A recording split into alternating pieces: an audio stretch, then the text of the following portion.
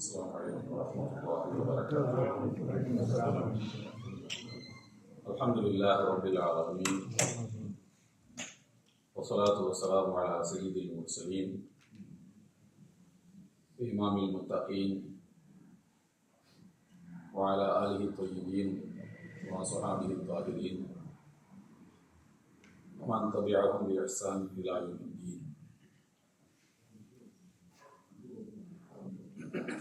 அல்-ஹிதாயா மஸ்ஜிதினுடைய சங்கைக்குரிய தலைவர், செயலாளர், பொருளாளர், நிர்வாகிகள், நிகழ்வினுடைய ஒருங்கிணைப்பாளர்கள், தங்களுடைய நேரத்தையும் உடல் உழைப்பையும் பொருளாதார உதவிகளையும் தந்து இந்த நிகழ்வு சிறப்பாக நடைபெறுவதற்கும் அல்-ஹிதாயாவினுடைய இதர பணிகள் மேலோங்குவதற்கும் உயர்வதற்கும் காரணமாக இருக்கக்கூடிய சகோதரர்கள், பல்வேறு பகுதிகளிலிருந்தும் இந்த நிகழ்வை சிறப்பிப்பதற்காக வருகிறந்திருக்கக்கூடிய சகோதரர்கள், குறிப்பாக ஈஸ்டாம் பகுதியிலிருந்து வருகிறந்திருக்கக்கூடிய இஸ்லாமிக் தாவா சென்டருடைய பொறுப்பாளர்கள், அருமை பெரியவர்கள், சகோதரர்கள், அன்பு தாய்மார்கள், நம் அனைவர் மீதும் அல்லாஹ்வினுடைய பேரன்பும் பேரருளும் அவனுடைய வற்றா பெருந்தரணையும் என்றும் நிலவட்டுமாக. இங்கே சொல்லப்படக்கூடிய நல்லுரைகளை வாழ்வில் ஏற்று நடக்கின்ற நல்ல வாய்ப்பினை எல்லாம் வல்ல அல்லாஹ் நம் அனைவருக்கும் வழங்கியவர் புரிவானாக. நான் 2019 ஆண்டில் வருகை தந்தபோது நான் நினைக்கின்றேன் இந்த கட்டடம் மட்டும்தான் அல்-ஹிதாயாவுக்குரியதாக இருந்தது. இப்போது ஒரு 5 ஆண்டுகளுக்குள்ளாக அபாரமான வளர்ச்சியை அல்-ஹிதாயா கண்டிருப்பது உள்ளபடியே குறிப்புக்கும் மகிழ்ச்சிக்கும் உரியது. இதற்காக உழைக்கக்கூடிய சகோதரர்கள் அனைவருக்கும் எல்லாம் வல்ல அல்லாஹ் அவருடைய தனிப்பட்ட வாழ்விலும் அவருடைய மறுமை வாழ்விலும் நிறைவான நற்பாக்கியங்களை, அவர்கள் எதிர்பார்ப்பதை விட கூடுதலான நற்பாக்கியங்களை தந்தரும் புரிவானாக. இந்த துவாவை தொடக்கமாக நாம் எல்லாம் வல்ல அல்லாஹ்விடத்திலே முன்வைத்து, இதுபோல உலகமெங்கும் அல்லாஹ்வினுடைய பணிகளை முன்னெடுத்து செல்லக்கூடிய சகோதரர்கள் அனைவருக்கும் எல்லாம் வல்ல அல்லாஹ் தஆலா அவருடைய பணிகளில் அவர்களுக்கு துணை நின்று அவனுடைய மார்க்கத்துக்கு உதவி செய்வதற்காக அல்லாஹ் அவர்களுக்கு உதவி செய்வானாக. அன்புக்குரிய சகோதரர்களே, நீங்கள் அல்லாஹ்வுக்கு சாட்சியாளர்களாக இருங்கள். வகீமு ஷஹாதத் லில்லாஹ். அதே போல அல்லாஹ்வின் மார்க்கத்துக்கு உதவக்கூடியவர்களாக இருங்கள். அஹ்சின் கமா அஹ்ஸனல்லாஹு இலைக். அல்லாஹ் உங்களுக்கு உதவி செய்ததை போல் நீங்கள் அல்லாஹ்வுடைய மார்க்கத்துக்கு, அல்லாஹ்வுக்கு நீங்கள் உதவிகளை செய்யுங்கள். இது போன்ற சொற்றொடர்கள் திருக்குர்ஆன் முழுவதிலும் பரவலாக காணப்படுகிறது. இது ஒரு மனிதனுடைய உலக வாழ்க்கை எப்படி அமைய வேண்டும், அந்த மனிதன் அதை எப்படி அமைத்துக் கொள்ள வேண்டும் என்பதற்கு அல்லாஹ் சொல்லக்கூடிய வழிகாட்டுதல்கள் என்று நாம் புரிந்து கொள்ள வேண்டும். சில பேர் நினைப்பார்கள், நாம் எவ்வளவுதான் உழைப்பை போடுகிறோம், உழைப்பை கொட்டுகிறோம், ரிசல்ட் இல்லை சொல்வார்கள். ரிசல்ட் இருந்தால் தானே நமக்கு சந்தோஷமா இருக்கும், ரிசல்ட் இருந்தால் தானே மகிழ்ச்சியா இருக்கும். நாம் கொட்டுகின்ற உழைப்பெல்லாம் கடலில் கரைத்த பெருங்காயத்தை போல, காற்றில் தூவிவிடப்பட்ட மாவை போல, மழையில் கரைந்து போகின்ற உப்பை போல காணாமல் போய்விடுகிறது, ரிசல்ட் இல்லை என்று வருத்தப்படுவார்கள். ஆனால் அல்லாஹ் ரசூலுல்லாஹி ஸல்லல்லாஹு அலைஹி வஸல்லம் அவர்களுக்கு என்ன சொல்கிறான் என்றால், இன்னமா அலைக்கல் பலா ஃபதக்கிர் இன்னமா அந்த முதக்கிர். நபியை நீங்கள் எடுத்துரைப்பீராக, நீங்கள் எடுத்துரைக்கக்கூடியவர் தான். எடுத்துரையுங்கள். ரிசல்ட் அதை பற்றி நீங்கள் கவலைப்பட வேண்டாம். ஃபதக்கிர் இன்ன திக்ரா தன்ஃபஉல் முஃமினீன். நீங்கள் நல்லுரைகளை எடுத்துச் சொல்வீராக, அது இறை நம்பிக்கையாளர்களுக்கு பலன் தரும் என்று கூறுகிறார். அந்த பலனை நீங்கள் பார்க்க போகிறீர்களா இல்லையா என்பதல்ல, பலன் தரும், அவ்வளவுதான். எதுவுமே பலனற்ற ஒன்றல்ல, எல்லாவற்றுக்கும் ஒரு பலன் உண்டு. அதை நீங்க பார்க்கிறீங்களா இல்லையா என்பதை பற்றி நீங்கள் கவலைப்படாதீர்கள். உங்களுக்கு சொல்லப்பட்டது அல்லாஹ்வின் மார்க்கத்துக்காக நீங்கள் எங்கே வாழுகிறீர்களோ அங்கெல்லாம் உழைத்துக் கொண்டே இருக்க வேண்டும் என்பதுதான். இதிலே இந்த உழைப்பை போடுவதற்கு முன்னால் மனிதனிடத்தில் இருக்கின்ற ஒரு தயக்கம். நாம ஒரு ஆள் சொல்வதனால், நாம ஒரு ஆள் உழைப்பை போடுவதனால் என்ன நடந்துவிட போகிறது? அதெல்லாம் ஒரு கம்யூனிட்டியாக சேர்ந்து செய்யணும். எங்கே ஆள் செய்கிறார்கள் என்று காரணங்களை சொல்வார்கள். செய்யக்கூடாது என்று முடிவெடுத்து விட்டால் 1000 காரணங்கள், செய்ய வேண்டும் என்று முடிவெடுத்து விட்டால் 1000 வழிகள். இது உலகத்தின் யதார்த்தம். திருக்குர்ஆனிலே அல்லாஹ் சொல்லி காட்டக்கூடிய சில நிகழ்வுகளை நான் உங்களுக்கு எடுத்துரைக்க விரும்புகிறேன். இறை தூதர் மூசா அலைஹிஸ்ஸலாம் அவர்களுக்கு அல்லாஹ் கட்டளையிட்டான், நீங்கள் இஸ்ரவேல் சமுதாயத்து மக்களை அழைத்து கொண்டு வாக்களிக்கப்பட்ட உங்களுடைய பூமிக்கு, உங்களுக்கு வாக்களிக்கப்பட்ட பூமிக்கு, அல்-அர்துல் முகத்தஸா, புனித பூமிக்கு நீங்கள் செல்லுங்கள் என்று. அது இன்றைக்கு இருக்கக்கூடிய பாலஸ்தீன், அல் பைத்துல் முகத்தஸ், அல் மஸ்ஜிதுல் அக்ஸா இருக்கக்கூடிய அந்த இடம். செல்லுகின்ற போது வழியிலேயே அந்த சமுதாயத்து மக்கள் நாங்கள் வரமாட்டோம் என்று அடம்பிடிக்கின்றார்கள். அதற்கு அவர்கள் சொன்ன காரணம், அங்கே முரட்டு மனிதர்கள் எல்லாம் இருக்கிறார்கள், அவர்களை பார்த்தாலே எங்களுக்கு பயமாக இருக்கிறது என்று சொன்னால் பரவாயில்லை. அதற்கு அவர்கள் இன்னொன்று சொன்னார்கள், இதுஹப் அந்த ரப்புக ஃபகாத்திலா, நீங்களும் மூசாவே, நீங்களும் உங்களுடைய ரப்பும் போய் சண்டையிடுங்கள், நாங்கள் இங்கே உட்கார்ந்து பார்த்து கொண்டிருக்கிறோம் என்று சொன்னார்கள். ஜெயித்தால் நாங்கள் உள்ளே வருவோம், தோற்று போனால் அப்படியே நாம் ஓடி போய் விடலாம் என்று அல்லாஹ்வை நீங்களும் உங்களுடைய ரப்பும் போய் சண்டையிடுங்கள் என்று சொன்னார்கள். அவ்வளவு பெரிய ஒரு மனித கூட்டம், மிகப்பெரிய கூட்டம். அந்த கூட்டத்தை பற்றி நபிகள் நாயகம் ஸல்லல்லாஹு அலைஹி வஸல்லம் சொல்கிறார்கள், ஒவ்வொரு சமுதாயத்திலும் இருக்கக்கூடிய மனிதர்களுக்கு மறுமை நாளில் அந்த இறை தூதர் தலைமையேற்று சொர்க்கத்துக்கு அழைத்து செல்வார். அப்போது ஒரு நபி ஒருவரை மட்டுமே கூட்டிக் கொண்டு வருவார். ஒரு நபி வாழ்நாள் முழுக்க உழைத்ததற்கு ஒருவர் மட்டும்தான் அவரை பின்பற்றி இருப்பார். இன்னொரு நபிக்கு பின்னால 2 பேர், இன்னொரு நபிக்கு பின்னால ஒரு 10க்குள்ள எண்ணிக்கை கொண்ட நபர்கள். ரசூலுல்லாஹி ஸல்லல்லாஹு அலைஹி வஸல்லம் சொன்னார்கள், ஒரு பெரும் கூட்டம் வரும் என்று சொல்லிவிட்டு, அந்த பெரும் கூட்டம் தன்னை பற்றி நீங்க அந்த ஹதீஸை வாசிக்கும் போதே தெரியும். அப்படி வரிசையா சொல்லிக்கொண்டே வரும்போது அந்த பெரும் கூட்டம் என்னுடைய கூட்டம் என்றுதான் அவர்கள் சொல்வார்கள் என்று அடுத்த வரியை பார்த்தால் அந்த கூட்டம் மூசா நபியின் கூட்டம் என்று சொல்வார். அதன் பிறகு ஒரு பெரிய கூட்டம் வரும், அதுதான் என்னுடைய சமுதாயத்து மக்கள் என்று அந்த ஹதீஸ் அப்படித்தான் நிறைவடையும். நான் இதை சொல்வதற்கு காரணம், அவ்வளவு பெரிய மக்கள் கூட்டம் நாங்கள் உள்ளே வரமாட்டோம் என்று சொல்லுகிறது. மூசா நபி வாருங்கள் என்று மன்றாடுகிறார்கள். அங்கே என்ன சொன்னாலும் எடுபடாது என்று தெரியும்.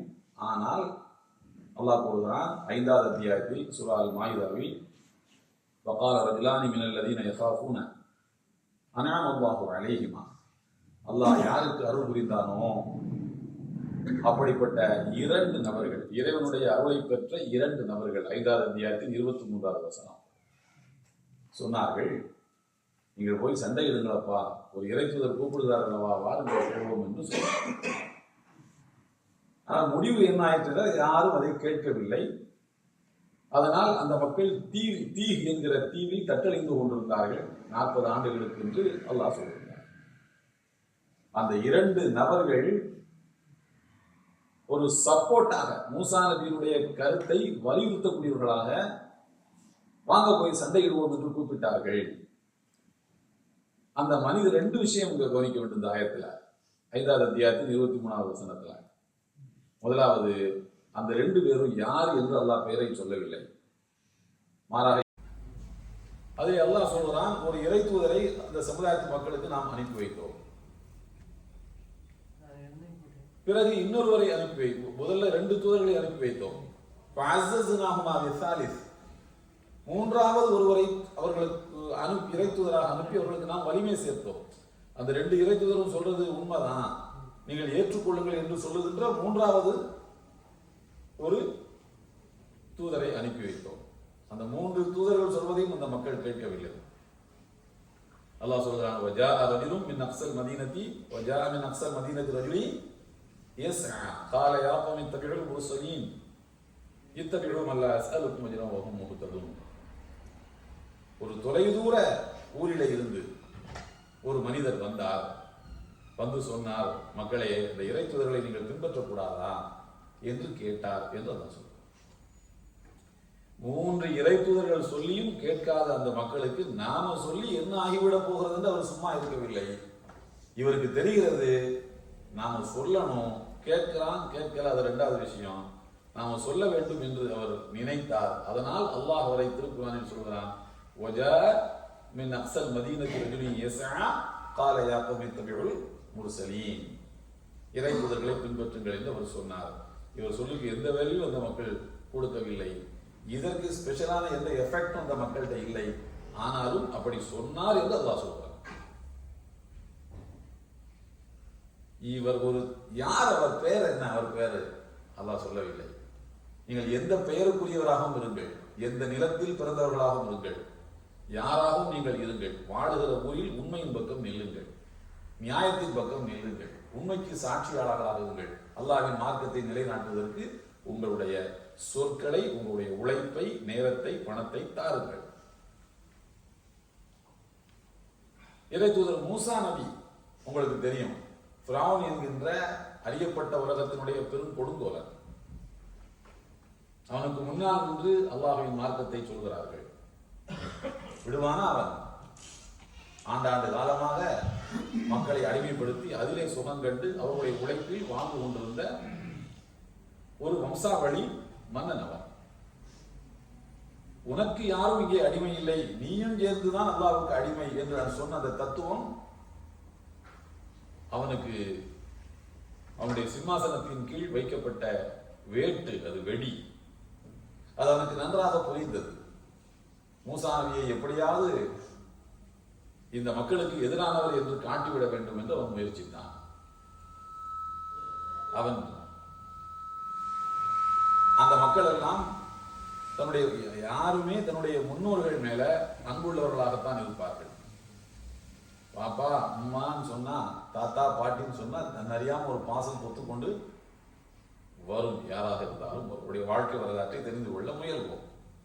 ஃபிரௌன் சிம்மாசனத்திலே இருந்து கொண்டு மூசா நபியை பார்த்து கேட்கிறான், உங்களை நாங்கள் பின்பற்றாவிட்டால் நாங்கள் எல்லாம் நரகத்துக்கு போவோம் என்று சொல்கிறாயே, அப்படியானால் எங்களுடைய முன்னோர்களின் நிலை என்ன என்று கேட்டான். அவன் நினைத்துக் கொண்டான், அவன் முன்னோர்கள்லாம் நரகத்துல தான் இருப்பாங்க என்று மூசா நபி சொல்லுவார். பார்த்தீர்களா பார்த்தீர்களா, உங்க வாப்பாவும் அம்மாவும் நரகத்தில் இருப்பாங்க இருந்தாலும் சொல்றாரு, அடி அவரை என்று இந்த மக்களை அவருக்கு எதிராக திருப்பி விடலாம் என்று கணக்கு போட்டான். மூசா நபி வசமாக மாட்டிக்கொண்டார்கள் என்றுதான் இந்த வரலாற்றை படிக்கும் போது நமக்கு தோன்றும். என்ன பதில் சொல்ல போகிறார் தெரியவில்லை. நரகத்துக்கு போக மாட்டாங்கன்னு சொன்னாலும் தப்பா போயிடும், போவாங்கன்னு சொன்னாலும் தப்பா போயிடும். வசம் இதைத்தான் அவன் எதிர்பார்த்தான் ஃபிரௌன். மூசா நபி அவர்கள் ஒரு அற்புதமான ஒரு வாசகத்தை சொல்கிறார்கள். தாவா என்கின்ற இஸ்லாமிய அழைப்பு பணியில் இருக்கக்கூடியவர்களுக்கு ஒரு முக்கிய செய்தியை மூசா நபி சொன்ன வார்த்தையில் இருக்கிறது. கால இல்முஹா இந்த ரப்பி ஃபி கிதாபின் லா யதில்லு ரப்பி வலா யன்சா. இது பற்றிய ஞானம் எல்லாம் அல்லாஹ்விடம் இருக்கிறது. அவன் ஒரு ஏடு வைத்திருக்கிறான், அந்த ஏட்டில் அதெல்லாம் இருக்கிறது. எதுக்குங்க தம்பி நமக்கு? அது எதுக்கு நமக்கு? நான் உங்களுக்கு இறை தூதர், நீங்க எனக்கு மக்கள், நான் சொல்றதை நீங்க கேட்கணும், அவ்வளவுதானே. முன்னால வாழ்ந்தவங்களை பத்தி என்கிட்ட கேட்டு என்ன பண்ணா அது அல்லாஹ்வுக்கு தான் தெரியும் என்று அவர்கள் அப்படி அந்த சப்ஜெக்டை ஜம்ப் பண்ணி போவார். ஆகா, இவர் நாம் விரித்த வலையில் விடவில்லையே, தப்பித்து விட்டாரே என்றவன் அடுத்த ஆயுதத்தை யோசிக்க முற்பட்டு கொண்டிருக்கக்கூடிய வேளையில் சபை கலைகிறது, உரையாடல் தொடரும் என்று அறிவிக்கப்படுகிறது. இறை தூதர் மூசா நபி அவர்கள் அந்த மக்களிடம் உண்மையை சொல்வதற்கு வேறு வேறு வழிகளை, வேறு வேறு உத்திகளை, ஸ்ட்ராட்டஜிஸை யோசித்துக் கொண்டிருக்கிறார். அந்த நேரத்தில் அந்த சபையில் இருந்த ஒரு மனிதர் சொல்லுகின்றார், மூசா நபிக்கு ஆதரவாக குரல் எழுப்புகின்றார். வந்தார். அத்தகத்துவன ரஜுலனை யகூலு ரப்பி அல்லாஹ், என் இறைவன் அல்லாஹ் ஒருவன் தான் என்று சொன்னதற்காகவா இந்த மனிதரை நீங்கள் கொல்ல பார்க்கிறீர்கள்? ஏன்பா அப்படி அநியாயம் பண்றீங்க? அவர் என்ன தப்பு பண்ணிட்டாரு? நம்முடைய நாட்டு சட்டப்படி எது கொலை குற்றமோ, எது மரண தண்டனைக்குரிய குற்றமோ அந்த மாதிரி குற்றத்தை எல்லாம் அவர் செய்யவில்லையே. என்னுடைய இறைவன் அல்லாஹ் ஒருவனே தான் அவர் சொல்றாரு, இதுக்காகவா அவரை நீங்கள் கொல்ல பார்க்கிறீர்கள் என்று ஃபிரௌனிடத்தில் அவன் யார் பேச்சையும் காது கொடுத்து கேட்க மாட்டான். நான் சொல்ல வேண்டும், நீங்கள் எல்லாம் கேட்க வேண்டும், நான் உத்தரவிட வேண்டும், நீங்கள் கட்டுப்பட வேண்டும் என்கிற மனநிலையில் ஆண்டாண்டு காலமாக இருந்து வந்த ஃபிரௌனுடைய சபையில் ஒருவர் சொல்கின்றார், அல்லாஹ் சொல்கிறான், தப்பத்துல் ரஜுலனை யகூலு ரப்பி அல்லாஹ், என் இறைவன் அல்லாஹ் ஒருவனே என்று சொன்னதற்காகவா மூசாவை நீங்கள் கொல்ல பார்க்கிறீர்கள்? அது ரொம்ப தப்பாச்ச என்று அவர் சொல்லுகிறார். இந்த பேச்சு கேட்கப்பட்டதா? இல்லை. மூசா நபியை கொல்வதற்கு ஆட்கள் தயாரிக்கப்பட்டார்கள், உருவாக்கப்பட்டார்கள். அவர்களை மட்டுமல்ல, அவர்களை நம்பி ஏற்றுக்கொண்டவர்களை. ஆனால் அப்படி ஒருவர் சொன்னார் என்று அல்லாஹ் சொல்றார். அவரை அழியாத திருக்குரானில் அவருடைய முயற்சி பதிவு செய்யப்பட்டு விட்டது. எனவே வரலாற்றில் நீங்கள் இடம்பெற்று விட்டீர்கள். உண்மையின் பக்கம் நீங்கள் நின்றால் வரலாற்றில் இடம்பெறுவீர்கள். சாதனை படைக்க வேண்டும் என்பதல்ல, உண்மையின் பக்கம் நிற்பதுதான் வரலாற்றில் நீங்கள் இடம் பிடிப்பதற்கான காரணம். இறைத்தூதர் மூசா நபி ஃபிரௌனுக்கு முன்னாலேயே போய் நின்று சொல்கிறார்கள், எந்த நிலம் என்பதல்ல, எந்த ஊர் என்பதல்ல, எந்த நாடு என்பதல்ல, நீங்கள் வாழ்வது உங்களின் நாடு, அங்கே நீங்கள் உண்மையின் பக்கம் நில்லுங்கள். உங்களை தேர்ந்தெடுத்து அல்லாஹ் இந்த ஊருக்கு வர வைத்திருக்கின்றான் என்றால் உங்களை கொண்டு இங்கே ஒரு காரியம் அல்லாஹ்வின் மார்க்கத்துக்கு நடக்க வேண்டும் என்பதற்காகத்தான் அல்லாஹ் உங்களை இங்கே கூப்பிட்டிருக்கிறான் என்று நினைக்க வேண்டுமே அன்றி நான் ஆடம்பர பெருவாழ்வு வாழ வேண்டும் என்பதற்காக இறைவன் உங்களுக்கு தந்த வாய்ப்பென்று கருதி ஏமாந்து விடாதீர்கள். அதான் விஷயம். சைத்தான் அப்படித்தான் உங்களை ஏமாற்றுவான். நான் நல்லா இருக்கணுங்கிறதுக்கு தான் அல்லாஹ் என்னங்க வர வச்சான் என்று உங்களுக்கு அந்த சிந்தனையை தருவான். இல்லை இல்லை, அல்லாஹ்வின் மார்க்கம் நன்றாக இருக்க வேண்டும் என்பதற்காக வேண்டியே அல்லாஹ் இந்த மண்ணுக்கு உங்களை வர வைத்திருக்கின்றான். அந்த சோதனையில் நீங்கள் வெற்றி பெறுகிறீர்களா அல்லவா என்பதுதான் கேள்வி. ஷைத்தானுடைய பேச்சை கேட்டு என்னை வளப்படுத்திக் கொள்ளத்தான் இந்த மண்ணுக்கு நான் வந்தேன் என்று நீங்கள் நினைப்பது ஷைத்தான் வலைக்குள் நீங்கள் விழுகிறீர்கள் என்று பொருள். நான் இங்கே வந்தது, இறைவன் என்னை தேர்ந்தெடுத்து இங்கே வர வைத்தது இந்த என்னை வளப்படுத்திக் கொள்வதற்கு அல்ல, இந்த மண்ணில் இஸ்லாத்தை வளப்படுத்திக் கொள்வதற்கு. யார் கண்டது? நீங்கள் உருவாக்கி இருக்கக்கூடிய இந்த நிறுவனம் எதிர்காலத்தில் இந்த மண்ணையே இஸ்லாத்தின் பக்கம் கொண்டு வந்து சேர்ப்பதற்கான ஒரு அடிப்படை புள்ளியாக இருக்கக்கூடும். உங்களுக்கு தெரியுமா? அப்படி நடக்காது என்று தெரியுமா? யார் யாராரோ உருவாக்கப்பட்ட சின்ன சின்ன குட்டி குட்டி அமைப்புகள் உலகத்தினுடைய சரித்திரத்தை புரட்டி போட்டிருக்கின்றனவே. நாயகம் ஸல்லல்லாஹு அலைஹி வஸல்லம் அவர்கள் தனி ஒரு நபராக நின்று மக்காவிலே அல்லாஹ்வின் மார்க்கத்தை எடுத்துரைத்த போது இது உலகத்தை புரட்டி போடுகிற நெம்புகோல் என்று எவனாவது கற்பனை செய்திருக்க முடியுமா? யோசித்து பாருங்க. இஸ்லாத்தை பரப்ப இந்திய மண்ணுக்கு வருகை தந்த நபித்தோழர்களின் காலத்தின் வரலாறு இருக்கிறது. அவர்கள் வருகின்ற போது உலகத்தில் ஆக பெரும் கூட்டம் முஸ்லிம்கள் அதிகம் உள்ள ஒரு ஊராக இந்த ஊர் மாறும் என்று எண்ணிக்கொண்டு அவர்கள் காலடி எடுத்து வைத்தார்கள். இல்லை, நபித்தோழர்கள் லட்சத்துக்கும் 1,24,000 நபித்தோழர்கள் ரசூலுல்லாஹி ஸல்லல்லாஹு அலைஹி வஸல்லம் அவர்களோடு ஹஜ்ஜத்துல் விதாவிலே பங்கேற்கிறார்கள். ஆனாலும் ஜன்னத்துல் பக்கீரை அடக்கம் செய்யப்பட்டவர்கள் என்று பார்த்தால் வெறும் 10,000 பேர். மீதமுள்ளவர்களாம் எங்கே போனார்கள்? அவளுக்கு என்ன வரலாறு? எத்தனை வரலாறுகள் பாதுகாக்கப்பட்டிருக்கின்றன. அபூர்வமாக நாம் கேள்விப்படுகிறோம், ரஷ்யாவிலே இந்த நபித்தோழரின் மன்னரை இருக்கிறது, இந்தியாவிலே அந்த நபித்தோழரின் மன்னர் இருக்கிறது என்று அபூர்வமாக நாம் கேள்வி. அவ்வளவுதானா? 1,15,000 கண்டுபிடித்து விட்டீர்களா? எங்கே போனார்கள்? தன்னை அழித்துக் கொண்டு மார்க்கத்தை அவர்கள் நிலைநாட்டினார்கள். தனக்கு வரலாறு கிடையாது, தான் செய்த பயணத்துக்கான வரலாறுகள் கிடையாது. ஆனால் அந்த மண்ணில் இஸ்லாத்துக்கான வரலாறு எழுதப்பட்டு விட்டது. அங்கே பல்லாயிரக்கணக்கான அல்ல லட்சக்கணக்கான குடும்பங்கள் மன்னரை வேதனையில் இருந்தும் நரகத்தின் தண்டனையில் இருந்தும் காப்பாற்றப்பட்டு சொர்க்கத்துக்குரியவர்களாக அவர்கள் ஆக்கப்பட்டிருக்கிறார்கள். இது யாரால் என்பதல்ல, அது யாராகவும் இருக்கட்டும். அபுல் ஹசன் அலி நதவி ரஹ்மத்துல்லாஹி அலைஹி இந்தியாவினுடைய புகழ்மிக்க ஒரு பேரறிஞராக விளங்கியவர். முஸ்லிம்களின் வீழ்ச்சியால் உலகம் இழந்தது என்ன என்ற ஒரு அற்புதமான நூலை தந்தவர். அந்த நூலை மொழிபெயர்க்கும் வாய்ப்பை எல்லாம் வல்ல இறைவன் எனக்கு வழங்கினான். அவருடைய அறிவுத்தரத்தை கண்டு நான் வியந்து போயிருக்கின்றேன். எத்தனை புத்தகங்களை படித்தால் இவ்வளவு இந்த நூலை எழுத முடியும் என்று நான் பக்கத்துக்கு பக்கம் வியப்படைந்திருக்கின்றேன்.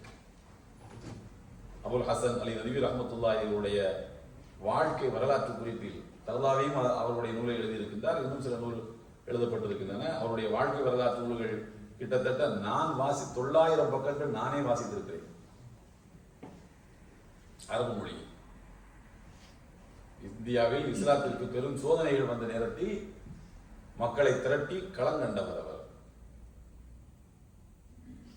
ஷரியத் சட்டங்கள் பெண்களுக்கு எதிரானவை அல்ல, உலகத்தில் எந்த மார்க்கத்திலும் இல்லாத உரிமைகள் பெண்களுக்கு வழங்கப்பட்டுள்ளன என்று ராஜீவ்காந்தி துக்ளக் பத்திரிகைக்கு விமானத்தில் வைத்து பேட்டி அளித்தார். அப்படி ஒரு பேட்டி அளிப்பதற்கு முன்னர் அபுல் ஹசன் அலி நதவி ரஹ்மத்துல்லாஹி அலைஹி அவர்கள் 3 முறை ராஜீவ்காந்தியை சந்தித்தார். அந்த சந்திப்பினால் ஏற்பட்ட மனமாற்றம் தான் ராஜீவ்காந்தி அந்த சொல்லை சொன்னதற்கு காரணம். அவருடைய வாழ்க்கை குறிப்பிலே ஒரு செய்தியை நான் படித்தேன். அதை என்னுடைய வாழ்விலும் நான் கடைபிடிக்க வேண்டும் என்று நினைத்ததொன்று கடைபிடித்து வரவும் செய்கிறேன். சில நேரங்களில் நான் மறந்து விடுவேன். எந்த ஊருக்கு நான் போனாலும் உலகத்தில் அவர் மிகப்பெரிய பேச்சாளர். எனக்கு தெரிந்து 165 நூல்கள் வரைக்கும் அவர் எழுதியிருக்கின்றார். எல்லா நாடுகளுக்கும் அவர் செல்லாத நாடுகளே இல்லை. முஸ்லிம்கள் வாழ்கிற எல்லா நிலத்துக்கும் அவர் போயிருக்கின்றார். அவர் சிறப்பு பேச்சாளராக பல்வேறு பல்கலைக்கழகங்களில் அழைக்கப்பட்டவர். அவர் சொல்லுகிறார், எந்த ஊருக்கு நான் போனாலும் அங்கே காலடி எடுத்து வைத்தவுடன் அந்த ஊருக்கு யார் இஸ்லாத்தை கொண்டு வந்து சேர்த்தார்களோ அவர்களுக்காக நான் அல்லாஹ்விடத்தில் முதலாவது அந்த ஊர்ல தொழும்போது அல்லாஹ்விடத்தில் அவருக்காக நான் துஆ செய்வேன். எவ்வளவு பெரிய ஒரு உயர்ந்த பண்பு என்று பாருங்கள். இந்த மண்ணுக்கு இன்றைக்கு நான் அழைக்கப்பட்டிருக்கிறேன். அவர் சொல்லுகிறார், என்னை மக்கள் வரவேற்கிறார்கள், என்னை உபசரிக்கிறார்கள். எனக்கும் அவர்களுக்கும் என்ன இருக்கிறது? ஈமான் என்ற தொடர்பை தவிர வேறு என்ன இருக்கிறது? அவர்களும் அல்லாஹ்வின் அடிமை, நானும் அல்லாஹ்வின் அடிமை. வேறு என்ன அவர்களுக்கும் எனக்கும் இடையே இருக்கிறது? எனக்கு இத்தனை பெரிய மரியாதை என்ன மக்கள் தருகிறார்கள் என்றால் அதற்கு காரணம் இந்த ஊருக்கு இஸ்லாத்தை கொண்டு வந்து சேர்த்த யாரோ ஒரு முகமறியாத அல்லாஹ்வின் அடிமை அல்லவா? அவரை நான் நன்றியோடு நினைத்து பார்க்க வேண்டும் அல்லவா? எனவே அவருக்காக நான் துஆ செய்கிறேன் என்று சொல்லுகின்றார். எனவே நீங்கள் எந்த ஊரிலும் சரி, நான் சொல்வதற்கு யாரும் தவறாக எடுத்துக்கொள்ள, எந்த ஊருக்கு நீங்கள் போனாலும் சரி, அங்கே மாட மாளிகைகளை கட்டுங்கள், வளமாக வாழுங்கள், கை நிறைய சம்பாதியுங்கள், அது ஹலாலாக இருக்கட்டும், உறவுகளை வளர்த்துக் கொள்ளுங்கள், கம்யூனிட்டியாக இணைந்து கொள்ளுங்கள். அல்லாஹ்வின் மார்க்கத்துக்கு நீங்கள் அந்த ஊரில் செய்தது என்ன? அந்த ஊரில் அல்லாஹ்வுக்காக நீங்கள் செய்தது என்ன? ஒவ்வொரு நபித்தோழரும் இப்படி சிந்தித்ததனால் அல்லவா உலகம் முழுக்க இஸ்லாம் இலகுவாக பரவி இருக்கிறது. இந்த மண்ணில் இன்றைக்கு நாம் பெருமையோடு சொல்கிறோமே, 10 ஆண்டுகளாக கடந்து வந்த பாதையை மகிழ்ச்சியோடு நினைவு கூறுகிறோமே. இன்னும் ஒரு 100 ஆண்டு காலம் இந்த உலகம் இருக்கும். அப்போது நாமெல்லாம் இருக்க போவதில்லை. நம்முடைய பிள்ளைகள் இருப்பார்கள், பேரம்பேத்திகள் இருப்பார்கள். நிச்சயம் அவர்கள் நம்மை நினைவு கூறுகிறார்களோ இல்லையோ நமக்கான நன்மை கிடைத்துக் கொண்டே இருக்கும். நம்முடைய பெயரை கூட அவர்கள் மறந்திருக்கலாம் இல்லையா? சில ஊர்களிலே அடிக்கல் நாட்டுக்கு அந்த அந்த கல்லில் பெயரை பதிக்கவில்லை என்று இரத்த ஆறுகளை ஓட்டுகின்ற ஊர்கள் எல்லாம் கூட உண்டு. என் பேரை முதல்ல போடு, என் பேரை 2வது போடு, இன்சியல ஒழுங்கா போடு, அல்காட்சின்னு போடல, எனக்கு 5 இன்சியல் ஒன்று 4 தான் போட்டிருக்கிறான், சிறப்பு விழாவில் எனக்கு சால்வை போடவில்லை என்று ஊரை 2ஆக்கியவர்கள் எல்லாம் கூட உண்டு. அவர்கள் எல்லாம் பெரிய மனிதர்களாம் அந்த ஊரில் சொல்வார்கள். யாரும் மக்கள் மனதிலே இல்லாமல் போகலாம், ஆனால் அல்லாஹ்வின் கணக்கில் நீங்கள் இருப்பீர்கள், இருக்க வேண்டும். அதுதான் அல்லாஹ் ஒரு மூமினிடமிருந்து எதிர்பார்க்கக்கூடிய பண்பு. இடத்தை மாற்றிக்கொண்டே போவதல்ல. சில பேர் சலித்துக் கொள்வார்கள். இந்த ஊர் சரியில்லை, அந்த ஊருக்கு போயிடுவோமா, அந்த ஊர் சரியில்லை, இந்தியா சரியில்லை, இங்க வந்துடுவோமா, இங்க சரியில்லை, இந்தியாவுக்கு போயிடலாமா, துபாய் சரியில்லை. அது சரியில்லை. ஏங்க உலகம் எந்த ஊரில் போனாலும் அந்த ஊர் சரியில்லைன்னு சொல்றதுக்கு 4 பேர் இருப்பான், சரின்னு சொல்றதுக்கு 4 பேர் இருப்பாங்க. இறை தூதர் மூசா அலைஹிஸ்ஸலாம் பிறந்தது எகிப்து நாட்டில். வாழ்க்கையின் வளமிக்க பகுதிகள் வாலிப பருவம். வளர்ந்தது அவர்கள் வாலிப பருவத்தில் இருந்தது 10 ஆண்டு காலம். ஷுஐப் நபியிடத்தில் அவர்கள் ஆடு மேய்க்கக்கூடிய வேலையை செய்தார்கள். 10 வருடம். 10 ஆண்டு காலம் என்னிடத்திலே ஆடு மேய்க்க வேண்டும், அதற்கு நான் தரக்கூடிய கூலியை என் மகளுக்கு நீ தருகின்ற மகர் பணமாக ஏற்றுக்கொள்வேன் என்று திருமணம் முடித்து வைத்தார்கள். மகர முஅஜ்ஜல், அதாவது பின்னால் தரப்படுகின்ற மகர், பின்னால் தருவதாக வாக்குறுதி கொடுத்து இப்போதே திருமணம் செய்து கொள்ளலாம். ஆனா குடும்பம் ஏமாத்தக்கூடாது. சில ஊர்களில் ரிஜிஸ்டர் புத்தகத்தில் எழுதிடுவான், 100 எத்தனை பக்கத்தில் எத்தனை எழுதலாம், 150 எழுதலாமா, 150 பவுன் மகர் எழுதுறது தானே, ஒரு 300 எழுதுங்க. ஏட்டில் மட்டும்தான் இருக்கும். அது காசா பணமா எழுதுறது தானே. ஒரு சைவர் எக்ஸ்ட்ரா போடுறதுல என்ன வந்துட போகுது, 30க்கு பதிலாக 300 போடுது. மகரம் அஜ்ஜர் என்பது அது அல்ல. கொடுக்கப்பட்ட வாக்குறுதி அத்தனை சபைகள் முன்னால் வைத்துக்கொண்டு அல்லாஹ்வை சாட்சியாக வைத்து கொடுக்கப்படுகின்ற வாக்குறுதி. இறை தூதர் ஷுஐப் அலைஹிஸ்ஸலாம் அவர்கள் மூசா நபிக்கு தன் மகளை மணமுடித்து கொடுக்கின்ற போது மூசா நபி கையில எதுவுமே இல்லை. 10 ஆண்டு காலம் வேலை செஞ்சு அந்த சம்பளத்தை என் மகளுக்கு மகராக கொடுப்பதற்கு ஒத்துக்கொள்கிறாயா? ஒத்துக்கொள்கிறேன். கொடுத்துடணுமா? கொடுப்பேன். கல்யாணம் முடிந்து விட்டது. 10 ஆண்டு காலம் அவர்கள் வாழ்ந்தார்கள். அந்த 10 ஆண்டு காலமும் அந்த மண்ணில் நின்று அவர்கள் உழைத்தார்கள். அல்லாஹ்வின் கட்டளை வந்தது, எகிப்துக்கு வந்தார்கள். பிறகு அல்லாஹ்வின் கட்டளை வந்தது, பாலஸ்தீனத்துக்கு போனார்கள். எல்லாமே அல்லாஹ்வின் கட்டளை. இதிலே சுய விருப்பம் என்று எதுவும் அவர்களுக்கு இல்லை. இப்ராஹிம் நபி அவர்கள் பாபிலோனிலே பிறந்தார்கள். பிறகு அவர்கள் பாலஸ்தீனத்தில் தான் அடக்கம் செய்யப்பட்டிருக்கிறார்கள். பாலஸ்தீனத்தில் அல் ஹலீல் என்ற ஒரு பகுதி இருக்கிறது. நான் கேள்விப்பட்டேன். அங்கே வாழக்கூடிய மக்கள் சொன்னது, எங்களுக்கு கைடாக வந்த அங்குள்ள ஒரு சகோதரர் சொன்னார், உலகத்திலேயே நிலத்துக்கு அதிக மதிப்பு அல் ஹலீல் பகுதியில் தான். ஸ்கொயர் ஃபீட் எல்லாம் கிடையாது. ஒரு இன்ச்சுக்கு இத்தனை ரூபாய்க்கு இத்தனை சேக்கல் பணம். அது மட்டுமல்ல, யூதர்கள் அந்த பகுதியிலே வந்து குடியேற விரும்புகிறார்கள். அதனால் முஸ்லிம்களுக்கு அவர்கள் கற்பனையில் கூட நினைத்து பார்க்காத தொகையை கொடுத்து அவருடைய வீட்டை பெற்றுக் கொள்கிறார்கள். அது மட்டுமல்ல, ஹலீல் ஏரியாவுக்கு வெளியில் உங்களுக்கு நாங்கள் ஒரு இடமும் தருவோம், வீடு கட்ட பணமும் தருவோம். இந்த பணம் இந்த நிலத்துக்கு. அங்கே வந்து குடியேற விரும்புகிறார்கள். இப்ராஹிம் அலைஹிஸ்ஸலாம் அவர்களுக்கு பக்கத்திலே அவர்களுடைய அடக்கத்துக்கு பக்கத்திலே வசிப்பதன் மூலம் அவர்களுக்கும் எங்களுக்குமான கொள்கை உறவை அவர்கள் உலகத்துக்கு அவர்கள் சொல்ல விரும்புகிறார்கள். அவ்வளவுதான். அப்படிப்பட்ட இப்ராஹிம் நபி அவர்கள் பாலஸ்தீனத்தில் பிறந்தார்கள். பிறந்தது பாபிலோன்ல. நபிகள் நாயகம் ஸல்லல்லாஹு அலைஹி வஸல்லம் அவர்களுக்கு மக்காவிலே பிறந்து மதீனாவுக்கு அவர்கள் ஹிஜ்ரத் செய்து மீண்டும் 8 ஆண்டு காலம் கழித்தவர்கள் மக்காவுக்கு வருகிறார்கள். மக்கா வெற்றி கொள்ளப்பட்ட சமயத்தில் அவர்கள் 18 நாட்கள் மக்காவில் தங்கினார்கள். 18 நாட்கள். மதீனாவில் உள்ள நபி தோழர்கள் எல்லாம் பேசிக் கொண்டார்களாம், ரசூலுல்லாஹி ஸல்லல்லாஹு அலைஹி வஸல்லம் அவர்களுக்கு உதவிகள் தேவைப்பட்ட நேரத்தில் நாம் அவர்களுக்கு எல்லா உதவிகளையும் செய்தோம். ஆனால் சொந்த ஊரை பார்த்தவுடன் அவர்கள் இங்கேயே தங்கி விடுவார்கள் போன்றிருக்கிறது, இனிமேல் நம்முடைய மதீனாவுக்கு வர மாட்டார்களோ என்ற கவலை அவர்களுக்கு. நபிகள் நாயகம் ஸல்லல்லாஹு அலைஹி வஸல்லம் சொன்னார்கள், நான் அன்சாரிகளில் ஒருவன், அன்சாரிகள் என்னை சார்ந்தவர்கள், நான் அவர்களை சார்ந்தவன் என்று சொன்னார்கள். நான் அங்கதான் வருவேன், அதெல்லாம் நான் மனசை மாற்றிக் கொள்பவன் அல்ல. எனக்கு அல்லாஹ் அங்கே வைத்துத்தான் உங்கள் மூலமாக எனக்கு உதவிகளை செய்தான் என்று அங்கேயே தான் அவர்கள் மரணம் வரைக்கும் அவர்கள் இருந்தார்கள். சின்ன சின்ன நிகழ்வுகளுக்காக அல்லது நம்முடைய மன விருப்பத்துக்கு ஏற்ப அங்கே சில காட்சிகள் நடைபெறவில்லை என்பதற்காக முடிவுகளை மாற்றிக்கொண்டே போகக்கூடியவர்களாக நாம் இருக்கக்கூடாது. வேறு பிடித்து நின்றால் தான் அது மரம். 10 மாசம் அங்க 10 மாசம் அங்கன்னு இருந்தா அது மரமா? அது அந்த மரம் வளருமா? அது மக்களுக்கு நிழல் வருமா? அல்ல. எனவே அல்லாஹ்வின் மார்க்கம் அது நிலைநாட்டப்பட வேண்டும். அதற்காக நம்முடைய உடல் உழைப்புகளை எல்லாவற்றையும் தந்து கொண்டே இருக்க வேண்டும்.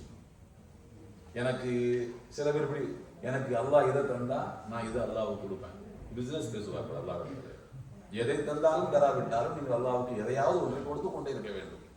கொடுப்பதற்கு ஒன்றும் இல்லை என்றால் நேரமாயிலே உங்களுக்கு நேரம் இருக்கிறது அல்லவா, உழைப்பு இருக்கிறது அல்லவா. நான் துருக்கி அது தொடர்பான வரலாறுகள் இவற்றையெல்லாம் கொஞ்சம் கவனம் எடுத்து ரசித்து படிப்பது உண்டு. என்றால் அங்கே நம்முடைய வரலாறுகள் நிறைய இருக்கின்றன. துருக்கியில் இஸ்லாமிய கிலாபத்து கடைசியாக வீழ்ந்த இடம் துருக்கி தான், ஓட்டமன் என்பது தான். அங்கதான் கடைசி கலீஃபா இருந்தார் சுல்தான் அப்துல் ஹமீத். அங்கே அந்த வரலாறுகளை படித்துக் கொண்டு வருகின்ற போது அங்கே இருக்கின்ற பள்ளிவாசல்கள், எத்தனை பள்ளிவாசல்கள் இருக்கும், பள்ளிவாசல் தானே ஒரு அந்த பகுதியிலே வாழுகிற மக்களுக்கான ஒரு சென்டர். அது தானே. ஒரு செய்தியை படித்தேன், அங்கே அல் ஃபாத்திஹ் என்ற ஒரு பகுதி இருக்கிறது. அல் ஃபாத்திஹ் என்றால் சுல்தான் முகமது அல் ஃபாத்திஹ் அவர்களுடைய பெயரால் இருக்கின்ற ஒரு இடம். அவருடைய பெயர் முகமது, அவருக்கு ஃபாத்திஹ் என்பது பட்ட பெயர். ஃபாத்திஹ் என்றால் வெற்றியாளர் என்று பொருள். அவருக்கு வெற்றியாளர் என்ற பெயர் வந்தது எதனால்? Constantinople, the great symbol of Christian power என்று வரலாறு சொல்லக்கூடிய அந்த நிலத்தை அவர்தான் வெற்றி கொண்டார். அதற்கு முன்னர் 7 முறைகள் முயற்சி நடந்திருக்கின்றன முஆவியா ரலியல்லாஹுடைய காலத்தில் இருந்து. ஏன் அந்த கான்ஸ்டான்டினோபிளை கைப்பற்றுவதற்கு முஸ்லிம்கள் வரலாற்றில் 7 முறை முயற்சித்திருக்கிறார்கள் என்று கேட்டால், அந்த நிலத்தை முஸ்லிம்கள் பிடிப்பார்கள் என்பது ரசூலுல்லாஹி ஸல்லல்லாஹு அலைஹி வஸல்லம் முன்னறிவிப்பு. அதனால் தான் அந்த முன்னறிவிப்பை நிறைவேற்றியவர்களாக நாம் இருக்க வேண்டும் என்று பலரும் நினைத்திருக்கிறார்கள் முஆவியா ரலியல்லாஹுடைய காலத்தில் இருந்து. அப்படி அந்த நிலத்தை அவர்கள் வெற்றி கொண்டதால் அதற்கு அவர் சுல்தான் முகமது அல் ஃபாத்திஹ் என்று அவருக்கு பெயர். 23 வயது அவருக்கு போது. அந்த அல் ஃபாத்திஹ் என்கிற ஏரியாவில் ஒரு பள்ளிவாசல் இருக்கிறது. அந்த பள்ளிவாசலுடைய வரலாறு ரொம்ப வியப்புக்குரியது. அங்கே ஒரு சாதாரண நம்மளை போல ஒரு மனிதர், அவருக்கு பெயர் உண்டு, அஃபந்தி என்று அவருடைய பெயர் என்று நினைக்கிறேன், அஃபந்தி. அவர் மாலை நேரங்களிலே வாக்கிங் போவார். அசருக்கு அப்புறமா அசர் டு மக்ரிப் வீதிகளில் உலா வருவார். விதவிதமான தின்பண்டங்கள் பார்த்த உடனே இதை சாப்பிட வேண்டும் என்று அவருக்கு தோன்றும். பாக்கெட்ல பணமும் இருக்கும், சாப்பிடணும்னு தோணும். பிள்ளைங்களுக்கு வாங்கிட்டு போகணும், மனைவி மக்களுக்கு வாங்கிட்டு போகணும். மனைவி மக்களுக்கு நல்லது உள்ளது வாங்கி கொடுக்கணும்ல, வாங்க வேண்டும் என்று தோன்றும். பாக்கெட்ல பணமும் இருக்கும். ஆனால் உடனே பாக்கெட் எப்படி தொட்டு பார்த்து கொள்வாராம். தொட்டுட்டு சொல்வாராம், சாங்கியதீம். சாங்கியதீம் என்றால் துருக்கி மொழியில் நான் சாப்பிட்டதாகவே நினைத்துக் கொள்கிறேன் அப்படின்னு அர்த்தம். சாப்பிட மாட்டார். பாக்கெட்ல கையை வச்சுக்கிட்டு சாங்கியதீம் அப்படின்னு மட்டும் சொல்லுவாராம், வாங்குறது இல்லை. அடுத்த பக்கம் திரும்பிட்டு போயிட்டே இருக்குது. தினமும் இந்த மாதிரி வேலையை பார்த்துட்டே இருந்திருக்கிறார். ஒரு நாள் வாங்கி சாப்பிட்டதில்லை. இவர் என்ன வீட்டுக்கு போய் என்ன செய்கிறார் என்றால், அந்த பொருளுடைய விலை என்னவோ அதை அப்படி உண்டியல்ல போட்டு வரோம். வீட்டில் ஒரு உண்டியல் வச்சிருப்பாரு, அந்த உண்டியல்ல போட்டுருப்பாரு. இப்படியே மாச கணக்கில் வருஷ கணக்கில் பணத்தை உண்டியல்ல போட்டுக்கிட்டே இருக்காரு, சேர்ந்துக்கிட்டே இருக்கிறது. அவர் இறைவனின் நாட்டப்படி, அல்லாஹ்வின் நாட்டம், இறந்து விட்டார். எல்லோரும் இறக்க வேண்டியது தானே, இறந்து போய்விட்டார். இறந்ததற்கு பிறகு உடைய பிள்ளைகள் எல்லாம் உண்டியலை எடுத்து பார்த்தா எக்கச்சக்கமா பணம் சேர்ந்துருக்கு. இன்னதான கணக்கு இல்லை. அவளை எல்லாமே சேர்ந்து அந்த லோக்கல் இருக்கக்கூடிய இஸ்லாமிய நாடுன்னு சொன்னா அதுக்கு பொறுப்பாளர் இருப்பார்ல, வாலி இருப்பாரு, அமீர் இருப்பார், இவர்கள் இருப்பார். அவங்கள கூப்பிட்டு இந்த பணத்தை நாங்கள் அல்லாஹ்வுக்காக கொடுத்துடுறோம், நீங்க பொது காரியங்களுக்காக இதை பயன்படுத்துங்கள் என்று சொல்லி கொடுத்தாங்க. எங்களுக்கு வேண்டாம். அவர் சொல்கிறார், இந்த ஏரியாவில் ஒரு பள்ளிவாசல் கட்டினா நல்லா இருக்கும். எப்படி உங்களுக்கு ஓகேவா? ஓகே, பள்ளிவாசல் கட்டலாம், நல்ல விஷயம். பள்ளிவாசல் கட்டி முடிக்கும் போது பெயர் வைக்கணும். பள்ளிவாசல்னா ஏதாவது ஒரு அடையாளத்துக்காக ஒரு பெயர் இருக்க வேண்டும் அல்லவா? பெயர் வைக்கணும். என்ன பெயர் வைக்கலாம்? பல பெயர்கள். சில பேர் அப்படித்தான், உழைக்கிறவன் ஒருத்தனா இருப்பான், பேர் வைக்கிறவன் வேற ஒருத்தனா இருப்பான். இதெல்லாம் உலகத்தில் சாதாரணமாக நடைமுறையில் ஒன்று தான். இந்த ஜம்சம் கிணறு வந்து ஹாஜர் தான் அதை வந்து அவங்களுக்கு அல்லாஹ் கொடுத்தது தான். இஸ்மாயில் நபிக்கும் ஹாஜர் அம்மையாருக்கும்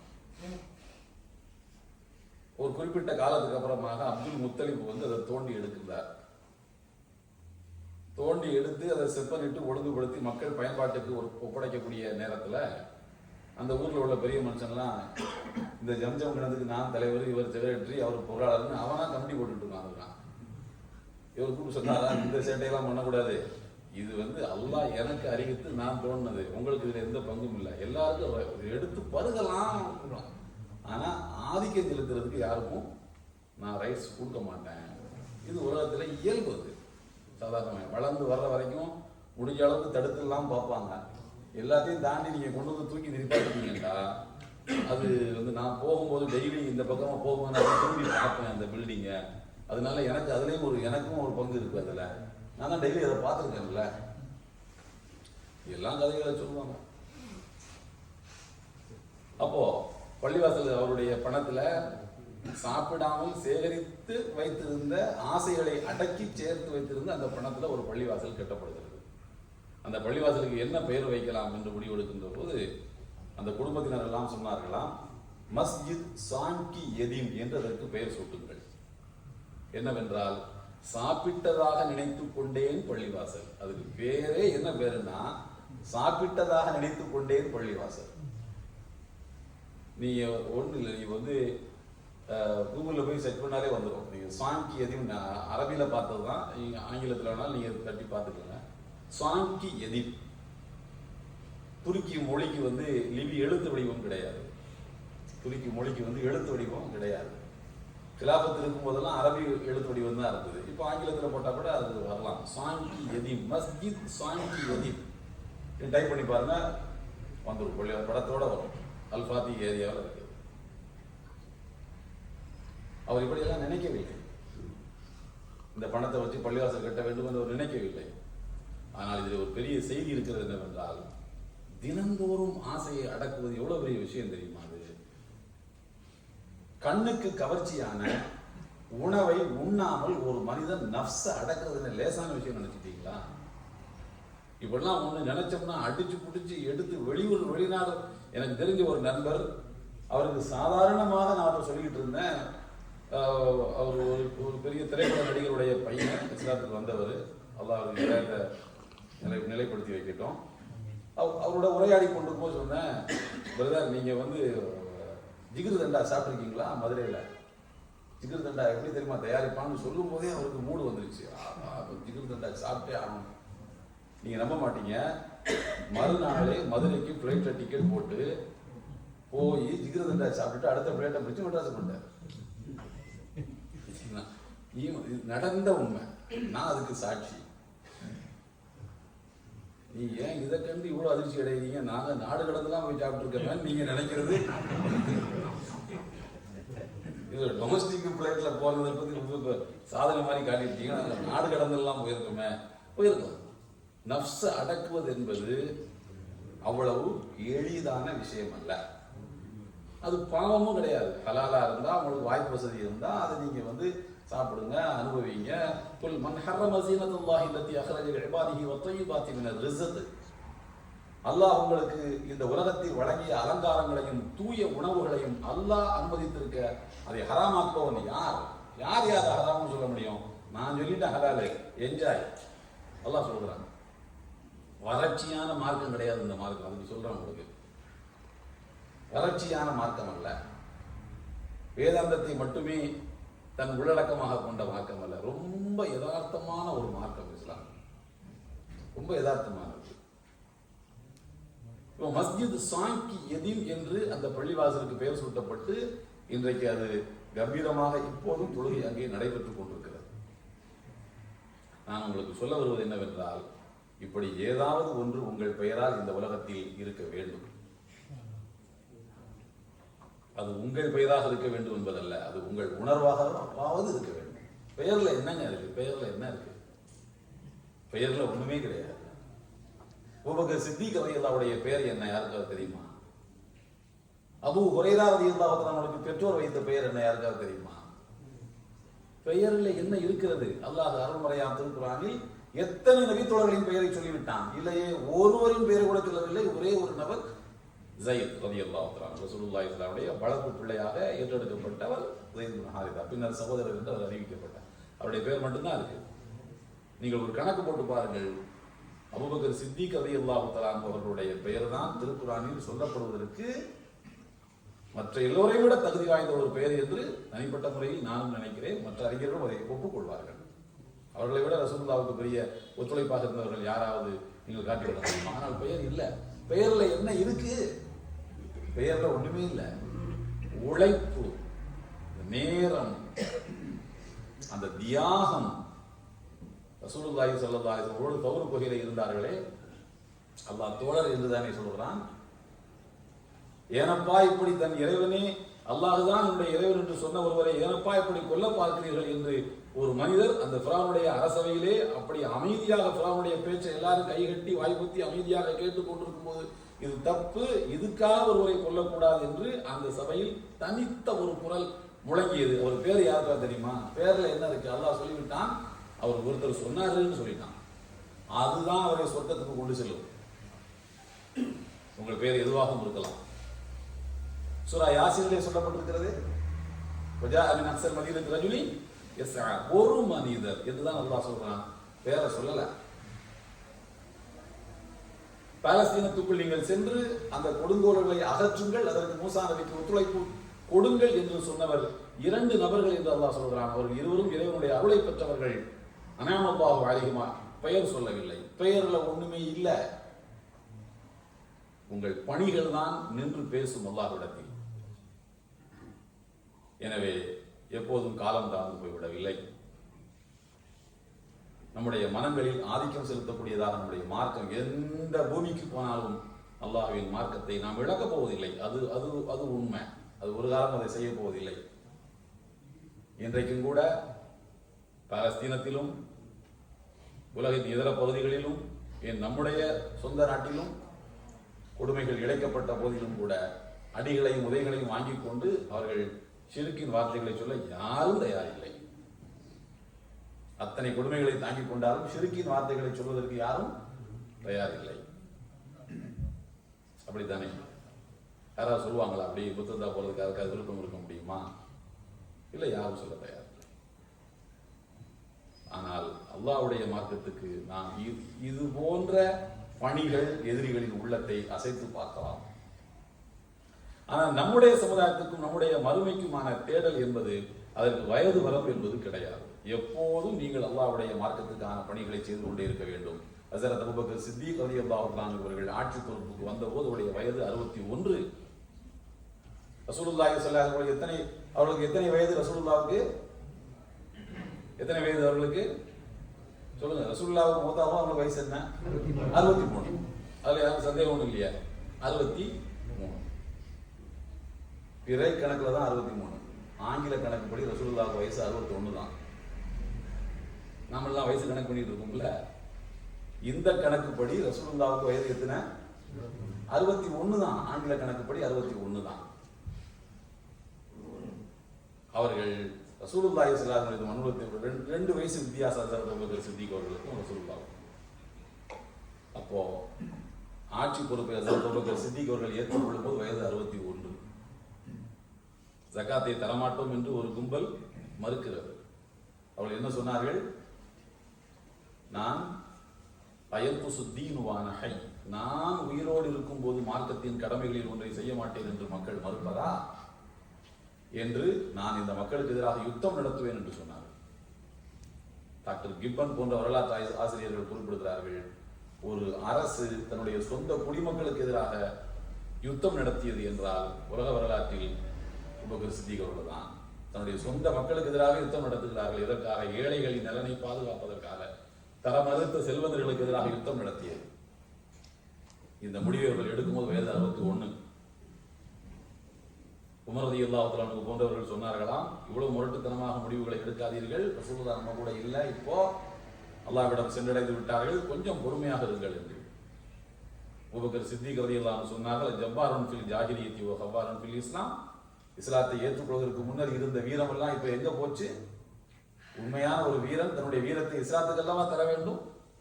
ஜாஹிலியாவில் இருக்கும்போது இஸ்லாத்தை எதிர்ப்பதற்கு என்னென்ன விதமான முரட்டுத்தனமான முடிவுகளை எல்லாம் நீங்கள் எடுத்தீர்கள். அந்த முரட்டுத்தனம்லாம் இப்ப எங்க போச்சு? நீங்கள் வேண்டுமானால் செல்லுங்கள், நான் போக மாட்டேன், நான் உறுதியாக நிற்பேன் என்று ஹஜ்ரத் அபூபக்கர் சித்திக் ரலியல்லாஹு அன்ஹு அவர்கள் உறுதியாக நின்றார்கள். வயது ஒரு மேட்டர் அல்ல, வயது ஒண்ணுமே கிடையாது. இளமையாக தான் இருக்கணும், முதுமையாக இருக்கக்கூடாது, செல்வந்தராக தான் இருக்கணும், ஏழையாக இருக்கக்கூடாது, பிஸி மேனாக இருக்கக்கூடாது, டைம் இருந்தால் தான் ஹெல்ப் பண்ணணும், அப்படியெல்லாம் இல்லை. எல்லாம் தான், எல்லாமே அல்லாஹ்வுடைய மார்க்கத்துக்கு தர வேண்டியதுதான். உங்கள் முதுமையும், அதாவது மந்த வெளியில் எங்கள் வீட்டுக்கு பக்கத்தில் ஒரு பூ பிடிக்கிற ஒருத்தர் இருப்பார். இந்த மாதிரி ஆளுங்க ரொம்ப பேச மாட்டாங்க, ரொம்ப மரியாதையாக இருப்பாங்க. ஏதாவது விசேஷ நாட்கள் வரும்போது ஏதாவது இது பண்ணுவாங்க.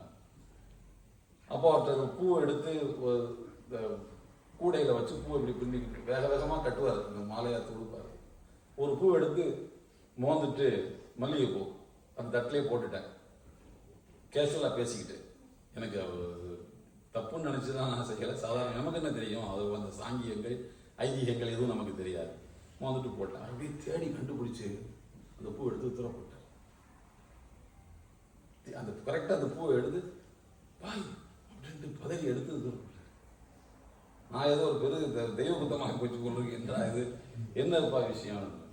இல்லை பாய், என்கிட்ட பூ வாங்குறவங்க சாமி படத்துக்கெல்லாம் சாமிக்கு மாலை போடுவாங்க, சாமிக்கு வந்து மாலை போடுவாங்க.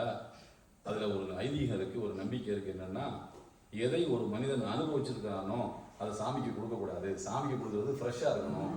இப்போ நீங்கள் மோந்துட்டீங்க, அதனால அதில் என்ன ஆகிப்போச்சு, அது அனுபவித்த பொருளாக ஆகிப்போச்சு, அதெல்லாம் போடக்கூடாதுன்னு அடுத்த தூரம் போட்டேன்னா அவருடைய நம்பிக்கை. நான் அதை வந்து அவமானப்படுத்துறதுக்கு நான் விரும்பலை. நான் சொல்ல வர்றது விஷயம் என்னன்னு சொன்னால், நம்முடைய ஆயுள் முழுக்க நம்முடைய இளமை, ஆட்டம், ஓட்டம், பணம், காசு எல்லாத்தையும் நமக்காக தந்து முடிச்சுட்டு முதுமை நம்மை கேலி செய்ய தொடங்கியதற்கு பிறகு, வானத்தில் தென்படுகிற தலைப்பிறை நம் கண்களுக்கு தெரியாத நிலை வந்ததற்கு பிறகு, இனிமேல் நெத்தியை தலையிலே வைக்க முடியாது, இனிமேல் என்னதுதான் நமக்கு சேர்பர்சன் தான், தலைவர் தான் இனிமே என்ற நிலை வந்ததற்கு பிறகு, சரி வாங்க தொலை போவோம், வயசு 70 ஆச்சு, வாங்க ஹஜ்ஜுக்காவது போயிட்டு வருவோம், திடீர்னு மூத்தா போனா என்ன பண்றது அப்படின்னு ஒரு மனிதன் முடிவெடுக்கிறானே, இதை என்ன சொல்றது? இதை என்ன சொல்றது? இளமையெல்லாம் உங்களுக்கு ஒன்றுக்கும் உதவாத முதுமை இறைவனுக்கா? அது கேலி செய்வதல்லவா? இறைவனை கேலி செய்வது இல்லையா? ஒமிம்மா ரஸக்னாஹும் யுன்ஃபிகூன், அல்லாஹ் சொல்றான், உங்களுக்கு நான் எதையெல்லாம் தந்தேனோ அதையெல்லாம் நீங்கள் எனக்கு தாருங்கள், எனக்காக நீங்கள் கொடுங்கள் என்று எல்லாம் வல்ல அல்லாஹ் அருள்மறையாம் திருக்குர்ஆனுடைய சூரத்துல் பக்ராவுல முதல் பக்கத்திலேயே அல்லாஹ் சொல்லிவிட்டார். எனவே வயது ஒரு விஷயம் அல்ல, பணம் ஒரு விஷயம் கிடையாது, நேரம் ஒரு விஷயம் அல்ல. இவை எல்லாவற்றுக்கும் இடையில் தான் நீங்கள் சாங்கி எதிம் என்று சொன்னார் அல்லவா, நெஞ்சில் கை வைத்துக் கொண்டு அடங்கு நம்சே அடங்கு, உனக்கு இது கிடையாது, இந்த பணமெல்லாம் நான் சேர்த்து வைக்க போறேன். இது ஒவ்வொருவருமே நம்முடைய வாழ்வில் நினைத்து பார்க்க வேண்டிய ஒரு வார்த்தை. பேரறிஞர் இமாம் கிசாயி ரஹ்மத்துல்லாஹி அலைஹி, ஒரு புகழ்மிக்க பேரறிஞர். அவர் அப்பாசிய கிலாஃபத்தில் அவரை போல் இன்னொரு அறிஞர் இல்லை என்று சொல்லத்தக்க அளவில் மாமன்னர் ஹாரூன் ரஷீத் பாதுஷா எங்க போனாலும் அவரை தான் கூட்டிட்டு போவாராம். பல்துறை வித்தகர் அவர். ஒரு முறை அப்பாசிய கிலாஃபத்தில் இருக்கக்கூடிய ஒரு அமீர், அதாவது ஒரு கவர்னர், இன்னொரு மாகாணத்துக்கு போகிறார். இன்னொரு மாகாணத்துக்கு போய், இங்க எனக்கு வந்து உது செய்யறதுல எனக்கு ஒரு சின்ன ஒரு சந்தேகம், அது பற்றிய விளக்கங்களை கேட்க வேண்டும், என்ன அதை யாற்ற கேட்கலாம் என்று கேட்கும்போது சொன்னாங்கன்னா, இந்த தெருவில் ஒரு ஷேக் இருக்கிறாரு, அவரை கூப்பிட்டு, அவர் தான் வந்து இபாதத்துகளில் ஸ்பெஷலிஸ்ட் அப்படின்ட்டு. அடுத்து கேட்டாரா, எனக்கு வந்து இந்த பாகப்பிரிவினை சட்டத்தில் எனக்கு ஒரு சின்ன கேள்வி இருக்கு, அதை யார்கிட்ட கேட்கலாம், இந்த அறிஞர்கிட்ட கேட்கலாம் அப்படி ஒரு 10-12 கேள்விகள். இந்த 12 கேள்விக்கும் 12 ஷேக்குகளை 12 அறிஞர்களை கை காட்டுகிறார்கள்.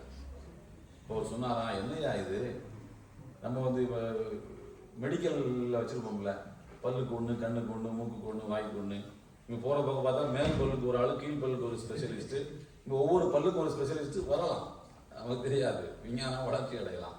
இது என்ன அதுக்கு ஒவ்வொரு வினோதமாக இருக்குது. எங்கள் ஊர்ல எல்லாம் நாங்கள் கிசாயின்னு ஒரு அறிஞரை வச்சுருக்கிறோம். அவரை கூப்பிட்டு கேட்டோம்னா எந்த சப்ஜெக்டுக்கு ஒரு பதில் சொல்லுவார் என்று சொன்னார்கள் இமாம் கிசாயி அவர்களை பற்றி. அவர் ஆரம்ப காலத்தில் ஆடு மேய்க்கக்கூடிய வேலைகளை செய்து கொண்டிருந்தார். ஆடு மேய்க்கிறது தான் அவருக்கு சொந்த ஆடு, யாற்றையும் வேலை பார்க்கல, அவருடைய சொந்த ஆடு. அப்போ மதரசாவுக்கு காலை நேரத்தில் ஒரு தாய் தன்னுடைய மகனை அழைத்து கொண்டு போகிறார். தெருவில் ஒரு ஓரத்தில் ஒரு பையனை தாய் வந்து மதரசாவுக்கு அழைத்து கொண்டு போகிறார்.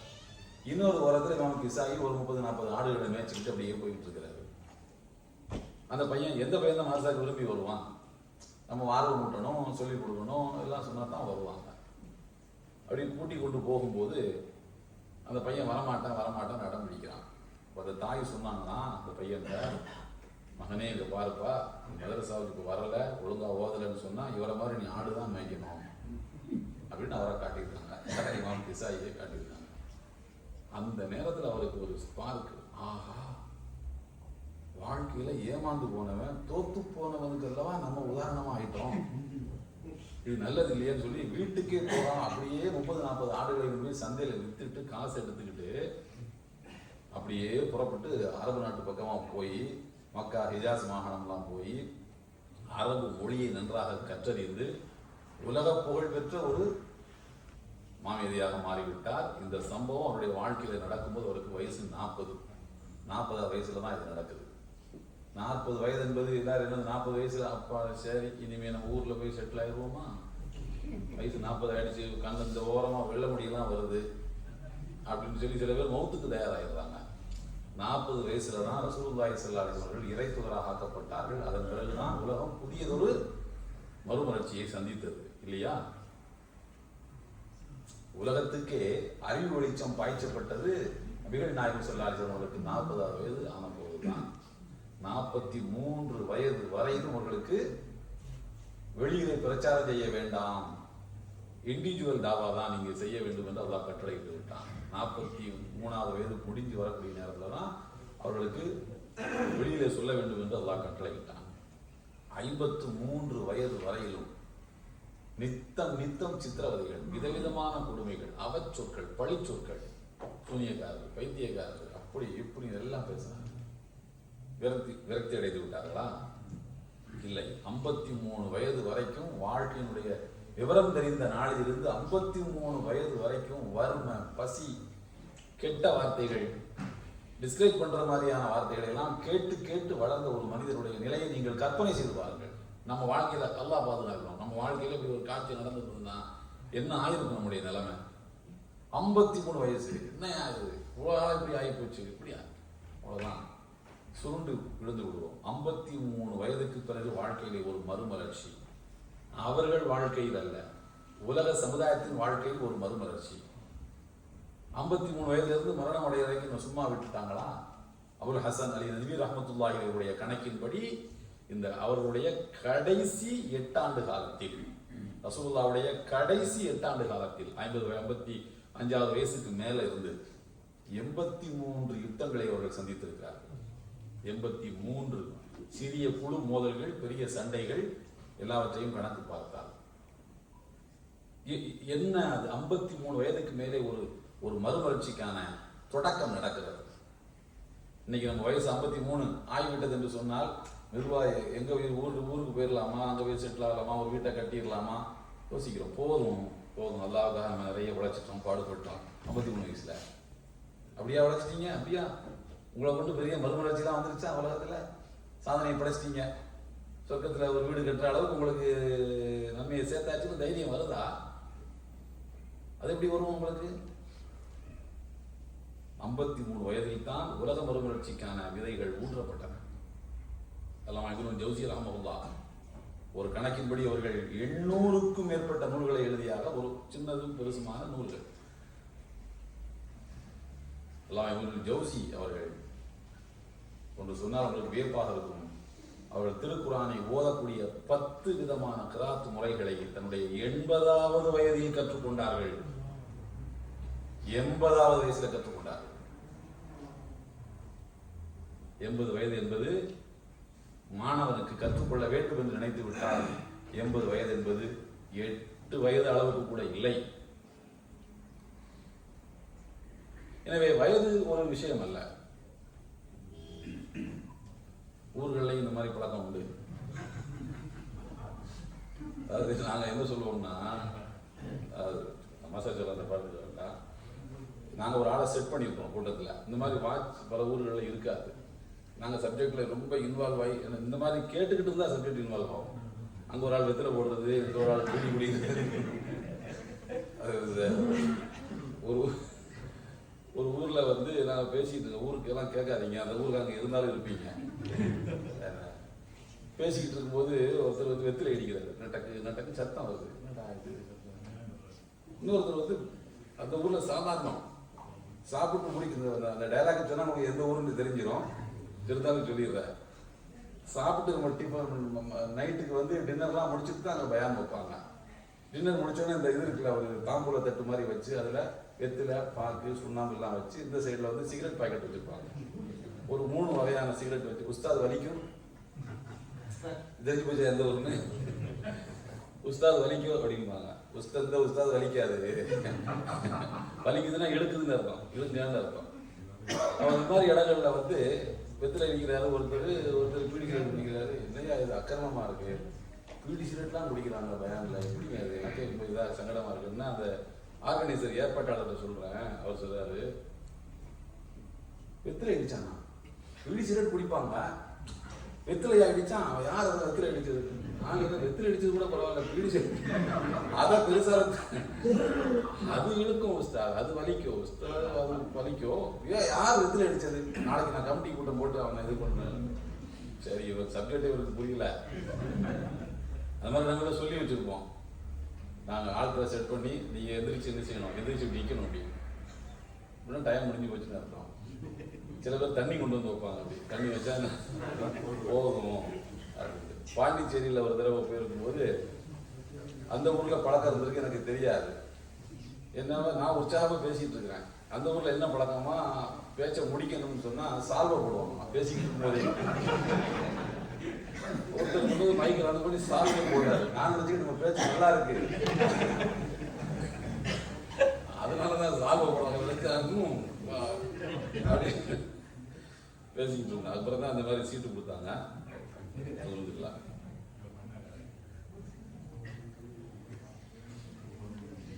அப்போ வயது என்பது ஒரு விஷயம் இல்லை. அபூ அய்யூப் அன்சாரி ரலியல்லாஹு தஆலா நபிகள் நாயகம் ஸல்லல்லாஹு அலைஹி வஸல்லம் மிக நெருக்கமான தோழர்கள். நான் உங்களுக்கு சொன்னேன், கான்ஸ்டான்டினோப்பிளை வந்து முஸ்லீம்கள் கைப்பற்றுவார்கள் ரசூலுல்லாஹி ஸல்லல்லாஹு அலைஹி வஸல்லம் சொன்னதை கேட்டு முதல் முயற்சியாக முஆவியா ரலியல்லாஹு தஆலா அவர்கள் முயற்சி எடுத்தார்கள். அங்கே போக வேண்டும் என்றால் நம்மிடத்தில் கப்பல் படை வேண்டும் என்று சொன்னதற்காக கப்பல் படையை அவர்கள் உருவாக்கினார்கள். அந்த போரில் பங்கேற்க வேண்டும் என்று ஆசைப்பட்டு அதிலே பங்கேற்க போனவர்கள் ரசூலுல்லாஹ்வுடைய முன்னறிவிப்பு என்ற இந்த உலகத்தில் செயல்படுத்திய கூட்டத்தில் நானும் ஒருவனாக இருக்க வேண்டும் என்று ஆசைப்பட்டு அபூ அய்யூப் அன்சாரி கடல் கடந்து மதீனாவிலிருந்து புறப்பட்டு போகும்போது அவர்களுக்கு வயது 100வது வயதில் கடல் கடந்து பயணம் மேற்கொள்கிறார்கள். அபூ அய்யூப் அன்சாரி ரலியல்லாஹு அன்ஹு அவர்கள், அல்லாஹ்வின் நாட்டத்தை பாருங்கள், அபூ அய்யூப் அன்சாரி ரலியல்லாஹு அன்ஹு அவர்கள் கான்ஸ்டான்டினோபிளிலேயே மரணம் அடைந்தார்கள். அங்கேயே மரணம் அடைந்தார்கள். அங்குதான் அவர்களுடைய அடக்கத்தலம் இன்றைக்கும் இருக்கிறது. மறுமை நாளில் அல்லாஹ்வை சந்திக்க அவர்கள் எழுப்பப்படுகின்ற போது கான்ஸ்டான்டினோபிளில் இருந்து எழுப்பப்படுவார்கள். முஸ்லிம்கள் அந்த நகரை கைப்பற்றியதற்கு பிறகு அபூ அய்யூப் அன்சாரி ரலியல்லாஹு தஆலா அவர்களுடைய மன்னரை எங்கு இருக்கிறது என்று கண்டுபிடித்து அதற்கு பக்கத்தில் ஒரு பள்ளிவாசலை எழுப்பி அந்த வரலாற்றை பதிவு செய்து வைத்திருக்கிறார்கள். நாம் உழைப்போம், நம் வரலாற்றை ஒருவன் பாதுகாக்க பின்னால் வருவான், வராமலேயே போகட்டுமே, எதற்கு இந்த வரலாறு நமக்கு வேண்டும்? அல்லாஹ்வின் ஏட்டில் நாம் இருந்தால் போதாதா? தப்பி தவறி ஒருவன் வந்து நம்முடைய வரலாற்றை பதிவு செய்தால் செய்யட்டும், இல்லாவிட்டால் போகட்டும். என்ன பேர்ல என்ன இருக்கு, நம்மள்ட்ட என்ன இருக்கு? உலகத்தில் வாழக்கூடிய 200 கோடி முஸ்லீம்கள்ல நான் ஒரு ஆள், அவ்வளவுதான். நான் ஒரு மனுஷன், நான் ஒரு ஆள், நான் என்ன செஞ்சேன் அல்லாஹ்வுக்காக என்று கேட்பதுதான் வாழ்க்கை. ஷேக் அஹ்மது யாசின் உங்க எல்லாருக்குமே தெரியும். சக்கர நாற்காலியில் இருந்து கொண்டு ஒரு போராட்டத்தை நடத்தியவர் இல்லையா? ஐசியூல இருந்து மரணிப்பதை விட சக்கர நாற்காலியில் இருந்து கொண்டு ஒரு போராட்டத்தில் தலைமை ஏற்று கொடூரமாக இரத்தஞ்சிந்தி அவர் கொல்லப்பட்டது அல்லாஹ்விடத்தில் ஒரு பெரிய மரியாதைக்குரிய மரணம் அல்லவா? எனவே அல்லாஹ்வின் மார்க்கத்துக்காக நாம் உழைத்துக் கொண்டே இருக்க வேண்டும். அதற்கு நேரம் ஒன்று கிடையாது, கால அவகாசம் கிடையாது, வயது ஒரு பொருட்டல்ல. ரசூலுல்லாஹி ஸல்லல்லாஹு அலைஹி வஸல்லம் சொல்கிறார்கள், இன் காமத்தி ஸாஅத்து வ ஃபீ யதி அஹதிக்கும் ஃபஸீலத்துன் இன் இஸ்ததா அன் யக்ரிஸஹா ஃபல்யக்ரிஸஹா. கையிலே ஒரு மனிதன் ஒரு செடி வைத்திருக்கிறான். அந்த செடியை அவன் தரையிலே நட்டு வைப்பதற்கு தயாராகி கொண்டிருக்கிறான். திடீரென்று உலக அழிவு நாள் வருகிறது. எங்கும் பேரிரைச்சல், வெறும் ஓலம், சப்தம் கேட்கிறது, உலகம் அழிய போகுது என்று தெரிகிறது. ரசூலுல்லாஹி ஸல்லல்லாஹு அலைஹி வஸல்லம் சொன்னார்கள், அந்த செடியை அவன் தரையிலே ஊன்ற முடிவதற்கு வாய்ப்பு இருந்தால் ஊன்றி விடட்டும்.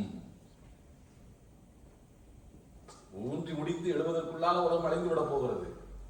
ஆனாலும் நபிகள் நாயகம் ஸல்லல்லாஹு அலைஹி வஸல்லம் அப்படி சொல்வதற்கு என்ன காரணம்? அந்த அந்த அந்த இந்த செடியை நடவு செய்வதால், ஊன்றி வைப்பதால் யாருக்கு என்ன பலன்? ஒரு பலனும் அதை அனுபவிக்க யாரும் இருக்க போறதில்லை, உலகமே இருக்க போறதில்லை. ஆனாலும் ஏன் ஊன்ற வேண்டும் என்றால், செய்வதை செய்துவிடு. செடியை ஊன்றினால் உனக்கு ஒரு நன்மை, அவ்வளவுதான். செடியை ஊன்றுவதால் ஒரு நல்ல ஒரு சுற்றுச்சூழல் கிடைக்கும், ஆக்சிஜன் கிடைக்கும், சுற்றி உள்ளவர்களுக்கு கிடைக்கும். பறவைகள் அதிலே வந்து நிழலில் வந்து உட்காரும், அதனுடைய பழங்களை பறவைகள் வந்து சாப்பிடும். வழிப்போக்கர்கள் அதன் கீழே தங்கி ஆசுவாசம் பட்டுக் போவார்கள் பயணத்தின் போது. இதில் எதுவுமே இல்லை என்றாலும் சாலைகளுக்கு அழகு தரும். அழகும் இஸ்லாத்தின் ஒரு அங்கம் தானே. இஸ்லாத்தில் அழகு கலை என்று தனியாக ஒன்று இருக்கிறதே. வெந்ததை தின்போம், விதி முடிந்தால் சாவோம் என்று வாழ்வதில் அல்லவே இஸ்லாம் என்பது. அழகு இஸ்லாத்தின் ஒரு முக்கியமான கலை தான். சனா சனா ஒரு சின்ன வயசுக்குள்ள, வயசுக்கு வராத ஒரு சின்ன வயசு பொண்ணு அழகாக ட்ரெஸ் பண்ணிட்டு வந்திருக்கு பள்ளிவாசலுக்கு. நபிகள் நாயகம் ஸல்லல்லாஹு கூப்பிட்டு, சனா சனா, என்ன அழகு, என்ன அழகு, இந்த குழந்தையை பாராட்டினார்கள். நபித்தோழர்கள் அழகாக இருந்தால் அவர்களை கூப்பிட்டு பெருமானார் பாராட்டுவார்கள். எனவே அழகு என்பதும் இஸ்லாம். அல்லாஹ் அருள்முறையாம் திருக்குரானில் சூரா யூசுஃபிலே அல்லாஹ் என்ன சொல்கிறான்? அழகான ஒரு சரித்திரம் என்கிறான். சரித்திரத்தையும் கூட அழகுமிக்க சரித்திரம். அதாவது வந்துங்க, படிப்பினைகள் நிறைந்த சரித்திரம் என்று சொல்வது வேறு, அது நமக்கு புரியுது. அத்தியாயம் நிறைவடையும் போது இதிலே படிப்பினைகள் பல இருக்கின்றன என்றுதான் அந்த அத்தியாயத்தை அல்லாஹ் முடிக்கிறான். சொல்ல தொடங்கும் போது என்ன சொல்கிறான்? அழகான சரித்திரம். அது படிப்பினை நிறைந்த சரித்திரம்னு சொல்ல ஆரம்பிக்கிற அழகான சரித்திரம். வா பாரு, நல்லா அழகா இருக்கும். அழகு என்பது இஸ்லாத்தின் ஒரு அங்கம் தான். எனவே நம்முடைய வாழ்வின் எல்லா நிலைகளிலும் அல்லாஹ்வுக்காக உழைக்கக்கூடியவர்களாகவே நாம் இருக்க வேண்டும். வயதிலும் முதுமையிலும் அப்படித்தான், ஏழ்மையிலும் அப்படித்தான். செல்வந்தராக இருந்தால் ரசூலுல்லாஹி ஸல்லல்லாஹு அலைஹி வஸல்லம் அழகான ஹதீஸ் சொல்கிறார்கள், ஒரு மனிதர் 1 லட்சம் ரூபாய் தர்மம் கொடுக்கின்றார், இன்னொரு மனிதர் 1 திர்ஹம் தர்மம் கொடுக்கின்றார். நபிகள் நாயகம் ஸல்லல்லாஹு அலைஹி வஸல்லம் சொன்னார்கள், சபக திர்ஹமும் மியத அல்ஃபின், அந்த 1 லட்சத்தை இந்த 1 திர்ஹம் முந்தி விட்டது என்று சொன்னார். 1 லட்சம் கொடுத்தவர் மிக பெரும் கோடீஸ்வரர். என்னுடைய சேமிப்பில் 1% கூட இருக்காது, அதை விட ரொம்ப சொற்பமான தொகை தான். 1 திர்ஹத்தை கொடுத்தவருடைய கையில் இருப்பதே 2 திர்ஹம் தான். இவர் பாதியை கொடுத்து விட்டார். அவர் கொடுத்தது குவான்டிட்டின்னு பார்த்தா அளவில் அதிகமாக இருக்கலாம், ஆனால் அவர்கிட்ட இருந்தது எத்தனையோ ஒரு கொசு அளவுக்கு தான் அவர் கொடுத்துருந்தார். எனவே பணம் அது ஒரு விஷயம் அல்ல. நான்லாம் மாற்றத்துக்கு என்ன எதிர் செய்ய முடியும், அல்லாதான் என்ன ஏழையாக்கிறேன், தப்பிக்க பார்க்காத படுவா, தப்பிக்காத. பணம்லாம் ஒரு பணம் யார் பணம் கேட்டா? பிலாவதி தான் என்ன பணத்தை கொடுத்துட்டாங்க இஸ்லாத்துக்கு? பிலாவதிலாம் பணம் கொடுத்தாங்களா? அமர் பின் யாசிர் என்ன பணமா கொடுத்தாரு? இல்லையே. அபூபக்கர் சித்திக் ரலியல்லாஹு அள்ளி அள்ளி கொடுத்தார்கள். ரசூலுல்லாஹி ஸல்லல்லாஹு அலைஹி வஸல்லம் என்ன சொல்கிறார்கள் என்றால், உங்களையே நீங்க தந்துருங்க, நான் முடிவு எடுத்துக்கிறேன், நீங்க தயார்னா உங்கள்கிட்ட என்ன இருக்குன்னு எனக்கு தெரியும், நான் வாங்கிக்கிறேன் உங்கள்ட்ட இருந்து. எங்கே போக சொன்னாலும் அல்லாஹ்வுடைய மார்க்கத்துக்காக நாம் போக வேண்டும். என்ன அல்லாஹ் நம்மிடமிருந்து எதிர்பார்க்கிறானோ அதை அல்லாஹ்வுக்காக நாம் கொடுக்க வேண்டும். நம்முடைய பிள்ளைகளை அதற்குரிய தகுதி உள்ளவர்களாக நாம் வளர்க்க வேண்டும். அதுதான் அல்லாஹ்விடத்தில் நமக்கு முன்னால் வைக்கப்படுகின்ற முதலாவது. ஒவ்வொரு காலகட்டத்திலும் ஒவ்வொரு சவால்கள் இருக்கும். இஸ்லாத்துக்கு ஒவ்வொரு காலகட்டத்திலும் ஒவ்வொரு சவால் இருக்கும். ஆனால் எல்லா சவால்களையும் எதிர்கொள்ளக்கூடிய வாய்ப்புள்ளவர்களாக நம்மை நாம் உருவாக்கிக் கொள்வதுதான் இந்த மார்க்கத்துக்கு நாம் செய்ய வேண்டிய முக்கியமான ஒரு கடமை. அதுல நாமும் பலனடைவோம். அதுல நாமளும் நிச்சயமா பலனடைவோம். என்ன பலனடைவோம்? நமக்கு ஒரு ஒழுக்கமான வாழ்க்கை கிடைக்கும், ஒரு அமைதியான வாழ்க்கை கிடைக்கும், எல்லாவற்றுக்கும் மேலாக மறுமையில நமக்கு நன்மை கிடைக்கும், மண்ணறையில என்ன செய்யும், ஒரு சந்தோஷமான வாழ்க்கை நமக்கு கிடைக்கும். இது எல்லாமே கிடைக்கும். ஆனால் எல்லாவற்றையும் நாம இதற்காக செய்வதல்ல, அல்லாஹ் சொன்னான் என்பதற்காக செய்வது. அல்லாஹ் சொன்னான் என்பதற்காக செய்வது, அதுதான் ஒரு மூமினுக்கு அழகு. எனவே நம்முடைய வாழ்வின் எல்லா கட்டங்களிலும் நாம் அல்லாஹ்வை சார்ந்துதான் இருக்க வேண்டும். அதாவது பாரசீகத்துல வந்து நௌஷேர்வான் ஒரு பெரிய மன்னர் இருந்தாரு. அவர் ஒரு காலகட்டம் வரைக்கும் பெரிய கொடுங்கோலராக இருந்தார். பின்னர் அவரை பற்றி ரசூலுல்லாஹி ஸல்லல்லாஹு அலைஹி வஸல்லம் அவர்கள் என்ன சொல்கிறார்கள் என்றால், உலித்து ஃபீ ஸமனி மலிக்கின் ஆதிலின், ஒரு ஹதீஸ் இருக்கு. உலித்து ஃபீ ஸமனி மலிக்கின் ஆதிலின், நேர்மையான ஒரு அரசர் ஆண்டு கொண்டிருக்கும் போது நான் பிறந்தேன் என்று. நேர்மையான அரசர் ஆளும் போதுன்னா அவர் எங்க ஆண்டாரு? பாரசீகத்தை ஆண்டவர். நீங்க எப்பங்க நீங்க எங்க வந்தீங்க அப்படின்னா உலகத்துல நடக்கிற ஒரு முக்கியமான சம்பவத்தை சொல்லி நாம சொல்லுவோம் இல்லையா? அந்த மாதிரி ரசூலுல்லாஹி ஸல்லல்லாஹு அலைஹி வஸல்லம் சொல்கிறார்கள், ஒலித்து ஃபீ ஸமனி மலிக்கி ஆதின், நேர்மையான மன்னர் ஆளும் போது நான் பிறந்தேன். எங்க ஆண்டார்னா பாரசீகத்துல. அவ்வளவு ரசூலுல்லாஹி ஸல்லல்லாஹு அலைஹி வஸல்லம் அவர்கள் அவரை நினைவு கூறக்கூடிய அளவுக்கு ஒரு நேர்மையான ஆட்சியாளர். அதுக்காக சொல்ற சப்ஜெக்ட் அது அல்ல. நௌஷேர்வான் அவருடைய பெயர், பாரசீக மன்னர். அவர் ரொம்ப மன்னர் எப்படி இருப்பாங்க? ரொம்ப முரட்டுத்தனமா இருப்பாங்க, மக்கள் அடிமையா நடத்துவாங்க. வெளிநாடுகளில் இருந்து அவருக்கு விருந்தினர்கள் வந்திருக்கிறார்கள். அவர் உணவு பரிமாறுகிறார். எல்லாரும் உணவு பரிமாறும் போது டேபிள் எல்லாம் உட்கார்ந்துருக்காங்க. சமையல்காரர் என்ன பண்றாரு? அவர் தான் உணவு பரிமாறணும். உணவு பரிமாறுகின்ற போது நௌஷேர்வான் மன்னருடைய கண்ணியமான அந்த ஆடையில ஒரு சொட்டு சால்னாவோ சாம்பாரோ ஏதோ ஒண்ணு கரை படியக்கூடிய ஒரு உணவு பொருள் மேல தெரிச்சு கொண்டுச்சு. அவர் நினைக்கிறாரு, தனிப்பட்ட முறையில நமக்கு நடந்தா கூட பரவாயில்ல, இவ்வளவு வெளிநாட்டு தூதுவர்களும் இவங்களும் வந்திருக்கக்கூடிய ஒரு சபையில இப்படி நடந்துட்டானே அப்படின்னு கோபத்தில் என்ன பண்ணாரு, நிப்பாட்டு அப்படின்னு சொல்லி கூப்பிட்டு பிஏவை கூப்பிட்டு காதல சொல்லிட்டாரு, இவனுக்கு மரண தண்டனை கொடுங்கன்ட்டாரு. ராஜாக்கள் தானே, கிறுக்கு ராஜாக்கள், என்ன மாதிரியான உத்தரவை எப்போ போடுவாங்கன்னு தெரியாது. மக்களை பத்தி எந்த கவலையும் இருக்க போறது, இவனுக்கு மரண தண்டனை கொடுத்துருங்கன்ட்டாரு. மரண தண்டனை அனௌன்ஸ் பண்ணியாச்சு, மரண தண்டனை கொடுத்தாச்சு. அப்புறம் தான் அவருக்கு தோணுது, ஆஹா மரண தண்டனை கொடுத்தமே இவனை மாதிரி சமையல்காரன் நம்ம ஆட்சிக்கு உட்பட்ட எந்த பகுதியிலுமே இல்லையே, அடுத்த வேளை சாப்பாடுக்கு இந்த மாதிரி சுவையான உணவு நமக்கு கிடைக்காத, அப்படி தப்பு பண்ணிட்டோம்டான்னு அவருக்கு கவலை வந்துச்சு. அனௌன்ஸ் பண்றாரு. மன்னர் மாளிகையில வந்து நடந்த சம்பவம் பாரசீகத்துல, அதுவும் ஷர்காவி தன்னுடைய நூல்ல அதை பதிவு செய்யறாரு. அனௌன்ஸ் பண்றாரு, இந்த மாதிரி ராஜா மன்னருடைய மாளிகையில தலைமை சமையல்காரராக ஒருவர் தேவைப்படுகிறது, அதுக்கு ஆள் எடுக்கப்படுகிறது, கைதேர்ந்து சமையல்காரர்கள் வந்து விண்ணப்பங்கள் வரவேற்கப்படுகின்றன. அறிவிப்பு கொடுத்தாச்சு. யாராவது வருவானா? அல்ல, யாராவது நீங்க நாங்கள் சொல்லும்போது உங்களுக்கு இந்த யோசனை வந்திருக்காது, அடுத்து யார் சேர போறோம்னு தோணிருக்கோம்.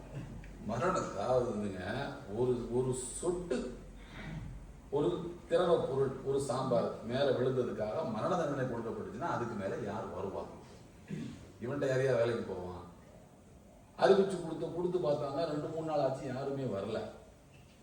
அப்ப சம்பள தொகையை குறிப்பிடுவோம் சொல்லிட்டு ஒரு பெரிய அமௌண்ட்டை சம்பளமா சொல்றாங்க. உதாரணத்துக்கு வச்சுக்கோ, 10 லட்ச ரூபா வச்சுக்கோமே, 10 லட்ச ரூபா அவருக்கு சம்பளம் என்று அறிவிக்கப்படுகிறது. அப்பவும் இவனும் வரல.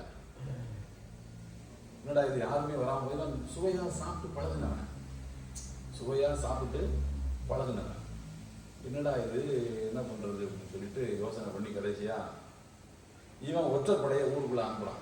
இந்த ஊர்லயே நம்முடைய அதிகாரத்துக்கு உட்பட்ட பகுதியில எவன் கைதேர்ந்த சமையல்காரன் அவனை பிடிச்சி இழுத்து கொண்டு வா, கட்டாய வேலை அவனுக்கு. அவன் என்ன வர்றது, நாம அவனை கட்டாய அப்பாயின்மெண்ட் கொடுத்துருவோம். ஏன்னா இவருக்கு சாப்பிட்டு பழகிட்டாரு. அறிவிக்கப்பட்டாச்சு. தேடி கண்டுபிடிச்சி ஒருத்தனை கொண்டு வந்துட்டாங்க. ராஜா, இவன் சமையல் தான் சூப்பராக இருக்குமா, இவனை விடாதீங்க அப்படின்ட்டு. என்னடா நல்லா சமைப்பீங்களா அப்படின்னு சொல்கிறாங்க. அப்படின்னு என்னமோ சொல்லி தப்பிச்சு பார்த்தா நடக்கலை. அப்பாயின்மெண்ட் போட்டாச்சு, சமையல் பண்ணி அது ஸ்மூத்தாக போயிட்டு இருக்கு. அது வந்து இல்லை 5 வருஷம் 6 வருஷம் 7 வருஷம் 8 வருஷம் 10 வருஷம் அப்படி போயிட்டே இருக்குது. திடீர்னு ஒரு நாள் இதே மாதிரியான ஒரு சபையில் வெளிநாட்டு தூதுவர்கள் எல்லாம் வந்து இருக்கும்போது அதே மாதிரி பந்தி வைக்கப்பட்டிருக்கு, சாப்பாடுலாம் வைக்கப்பட்டிருக்கு. இவன் சால்லாம் எடுத்து ஊற்றும்போது அதே மாதிரி ஒரு சம்பவம் நடந்துச்சு. 10 வருஷம் ஸ்மூத்தாக போயிட்டு இருந்துச்சு, எந்த பிரச்சனையும் இல்லை. திடீர்னு இதே மாதிரி நடந்தோடனே அவனுக்கு லேசுப்பட்டவன் கிடையாது, இவன் இன்னும் திருத்தலியே, நம்மளுக்கு கண்டிப்பாக அவங்க வந்து மரண தண்டனை கொடுத்துருவாங்கன்னு பயத்தில் என்ன பண்ணிட்டான், நடந்து போச்சுன்னு சொல்லிட்டு அந்த உருவாளி சாம்பார் எடுத்து ராஜா தலையை வச்சுட்டான். போகிறது போட்டு ஒரு சொட்டுக்கு போகிறதுக்குள்ள ஒரு வாளிக்கு போட்டுருக்கியா அப்படின்ட்டு. எப்படியும் மரண தண்டனை நிச்சயமாக போச்சு, பெருசாக செஞ்சுருவோமே அப்படின்னு சொல்லிட்டு வாளியை மொத்தமாக கவுத்து விட்டான். கவுத்து விட்டோடனே ராஜாவுக்கு இவ்வளவு தைரியமா இவனுக்கு, நம்ம ஏன் இவ்வளவு பெரிய தப்பை செஞ்சான், நம்ம அவனுக்கு என்ன குறை வச்சோம், புள்ள மாதிரி பார்த்துக்கிட்டோமே, சம்பளம் நிறைய கொடுத்தோமே அப்படின்னு மரண தண்டனை கொடுக்கறதுக்கு பதிலாக அவரை தனியாக கூப்பிட்டு பேசுவோம் அப்படின்னு சொல்லி தனியாக கூப்பிட்டு பேசுவாங்க. ஏன்ப்பா இந்த மாதிரி இவ்வளவு பேர் இருக்கிறாங்க, அவன் பூரா வெளிநாட்டுக்காரன், என்னை பற்றி என்ன நினைப்பான், அவன் இந்த மாதிரி எதிர்கட்சிக்காரன் பார்த்தா என்ன நினைப்பான்னு சொல்லி சொல்லுவாங்கல்ல. நீ என்னை அவமானப்படுத்துறதா இருக்கட்டும், தனியாக பண்ணியிருக்கலாம்ல, எதிர்கட்சிக்காரன் பார்த்தா என்ன நினைப்பாங்கிற மாதிரி. இப்போ நான் என்ன பண்ணுறது, இவ்வளோ பெரிய ராஜாக்கள் இதை அவமானப்படுத்திட்டீங்களே, இப்போ படுத்திட்டியாப்பா அப்படின்னு கேட்டோடனே இவன் மன்னருடைய அந்த டோன் மாறுது பார்த்தீங்களா, அந்த அந்த அந்த அந்த வார்த்தையில் இருக்கக்கூடிய சவுண்டு டோன் இதெல்லாம் மாறின உடனே ஏதோ ஒரு மனமாற்றம் இவன்ட்டு நடந்திருக்கு அப்படின்னு சொல்லிட்டு அவன் என்ன பண்ணிட்டான், அந்த வண்டி அடித்தான். எப்படி தெரியுமா, ராஜா எல்லாம் உங்கள் பேரை காப்பாற்றத்தான் நான் அப்படி செஞ்சேன் அப்படின்னு. என் பேரை காப்பாற்றவா, எப்படி என் பேரை காப்பாற்றுவ, எல்லாரும் நீங்கள் மரண தண்டனை கொடுத்தீங்கல்ல, ஒருவேளை நீங்கள் எனக்கு மரண தண்டனை கொடுத்துருந்தா இவங்களெல்லாம் உங்களை பற்றி என்ன நினைப்பாங்க, ஒரு சொட்டு சாம்பார் விழுந்ததுக்காக மரண தண்டனையா, எவ்வளோ கொடூரமான ஆட்சியாளர் இவர்னு உங்களை தப்பாக பேசுவாங்க. இப்போ எனக்கு நீங்கள் மரண தண்டனை கொடுத்தீங்கன்னா அவன் திமிரு பிடிச்சவன், அவனுக்கு மரண தண்டனை தான் கொடுக்கணும், அவன் எப்படி உருவாளி சாம்பாரை ஊற்றுவான் அப்படின்னு என்னத்தான் எல்லாரும் தப்பு சொல்லுவாங்க. இப்போ உங்கள் பேரை நான் காப்பாற்றினேன்ல, என்னத்தானே தப்பு சொல்லுவாங்க.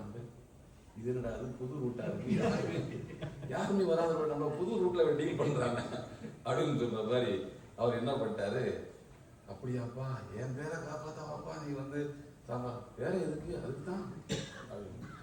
அப்போ உன்னை நான் ரிலீஸ் பண்றேன், உனக்கு மரண தண்டனை கிடையாது. அதாவது எதுக்கு இதை சொல்றாரு, அபிஹம்சர் கவி இந்த கதையை சொல்லிட்டு எப்படி சொல்றாருன்னா, எப்போதுமே நீங்கள் இந்த வேலைக்காரன் அந்த ராஜாவிடம் நடந்து கொண்டது போல் அல்லாஹ்விடம் நடந்து கொள்ளுங்கள்.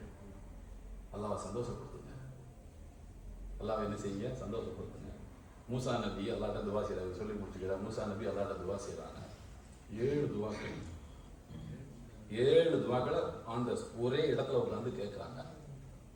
கேட்டுட்டு அவங்க கடைசியா சொன்ன வார்த்தை என்னன்னா, இறைவா என்னுடைய அண்ணன் ஹாரூன் எனக்கு துணைக்கு நபியாக்கு, என் நாட்டில் வந்து இந்த தடுமாற்றம் இருக்கு, என்னால் கரெக்டாக பேச முடியாது, சொல்ல வந்த சப்ஜெக்டை கரெக்டாக சொல்ல முடியாது, அண்ணன் சொல்லுவார், அவரையும் நபியாக்கி கூட்டினா கொஞ்சம் நல்லா இருக்கும். இதெல்லாம் சொல்லி கொடுத்துட்டு என் நேரங்கள் எல்லாம் மிச்சப்படும், நான் ஒன்றும் கூடுதலாக திக்ர் பண்ணுறதுக்கு நேரம் என்னால் ஒதுக்க முடியும். 24 மணி நேரம் நான் இதிலே கிடக்கிறதுக்கு பதிலாக துணைக்கு ஒரு ஆள் தந்தீங்கன்னா இருக்கிற நேரத்தில் ஒன்றை தொழுதுகிட்டு வணங்கிக்கிட்டு இருப்பேன்ல, அப்படி கைனு சப்பி ஹக்க கசீரம் நதுப்புறக்க கசீரா அப்படின்னு சொன்ன உடனே அல்லாஹ் சொன்னான்னா, அது ஊத்திட்ட சுகுலக்கையா மூசா, மூசா உங்கள் கோரிக்கை ஏற்கப்பட்டு விட்டது என்று அறிவித்தான். அப்போ அல்லாஹ், யா அல்லாஹ் எனக்கு காசை கொடு, பணத்தை கொடு, யா அல்லாஹ் இந்த வருஷம் நான் கொடுத்த ஜக்காத்தை விட அடுத்த வருஷம் 10 மடங்கு அதிகமாக கொடுக்கணும், இப்படி கேட்டு பாருங்க. எனக்கு ஆரோக்கியத்தை கொடு, இந்த வருஷம் நான் உன்னுடைய மார்க்கத்துக்காக உழைத்ததை விட அடுத்த வருஷம் கூடுதலாக நான் உழைக்கணும்னு கேட்டு பாருங்க. அதில் இன்டைரக்டா நீங்க ஆரோக்கியத்தை கேட்குறீங்க, இன்டைரக்டா இதுதான் அல்லாஹ்வுக்கு பிடிக்கும். கேட்டு கிடைச்சதுக்கு அப்புறம் ஓடிடக்கூடாது, அல்லாஹ்ட்ட டிமாண்ட் வச்சு தான் வந்திருக்கீங்க. ஸோ இப்படி நம்முடைய வாழ்க்கையின் எல்லா பகுதிகளிலும் நாம் அல்லாஹ்வுக்காக வேலை செய்ய வேண்டும் என்கிற உணர்வோடு இருக்க வேண்டும். நம்முடைய துவாக்களும் அந்த அடிப்படையில் இருக்குமானால் நிச்சயமாக எல்லாம் வல்ல அல்லாஹ் நம்மை கொண்டு இந்த தீன் மார்க்கத்துக்கான வேலைகளையும் பெற்றுக்கொள்வான். நமக்கும் மறுமையில இன்ஷா அல்லாஹ் அதனுடைய பலாபலன்களை நாம பெற்றுக்கொள்ள முடியும். இப்படிப்பட்ட ஒரு சிறப்பான வாய்ப்பை தந்த நம்முடைய அல் ஹிதாயாவினுடைய நிர்வாக பெருமக்களுக்கும் சகோதரர்களுக்கும் குறிப்பாக நம்முடைய ஜாகிர் பாய் அவர்களுக்கும் என்னுடைய உளப்பூர்வமான நன்றியினை தெரிவித்துக் கொண்டு இங்கே பேசப்பட்ட உரைகள் உங்களுக்கும் எனக்கும் சேர்த்துத்தான் என்று நான் கூறி எல்லாம் வல்ல அல்லாஹ் நம்மை இங்கே மகிழ்ச்சியோடு சந்தித்துக் கொண்டதை போல மறுமையிலும் சந்தித்துக் கொள்ளக்கூடிய நல்ல வாய்ப்பை நம் அனைவருக்கும் வழங்கிக் கொள்வானாக. வாசல் ஆவான அல்ஹம்துலில்லாஹி ரப்பில் ஆலமீன்.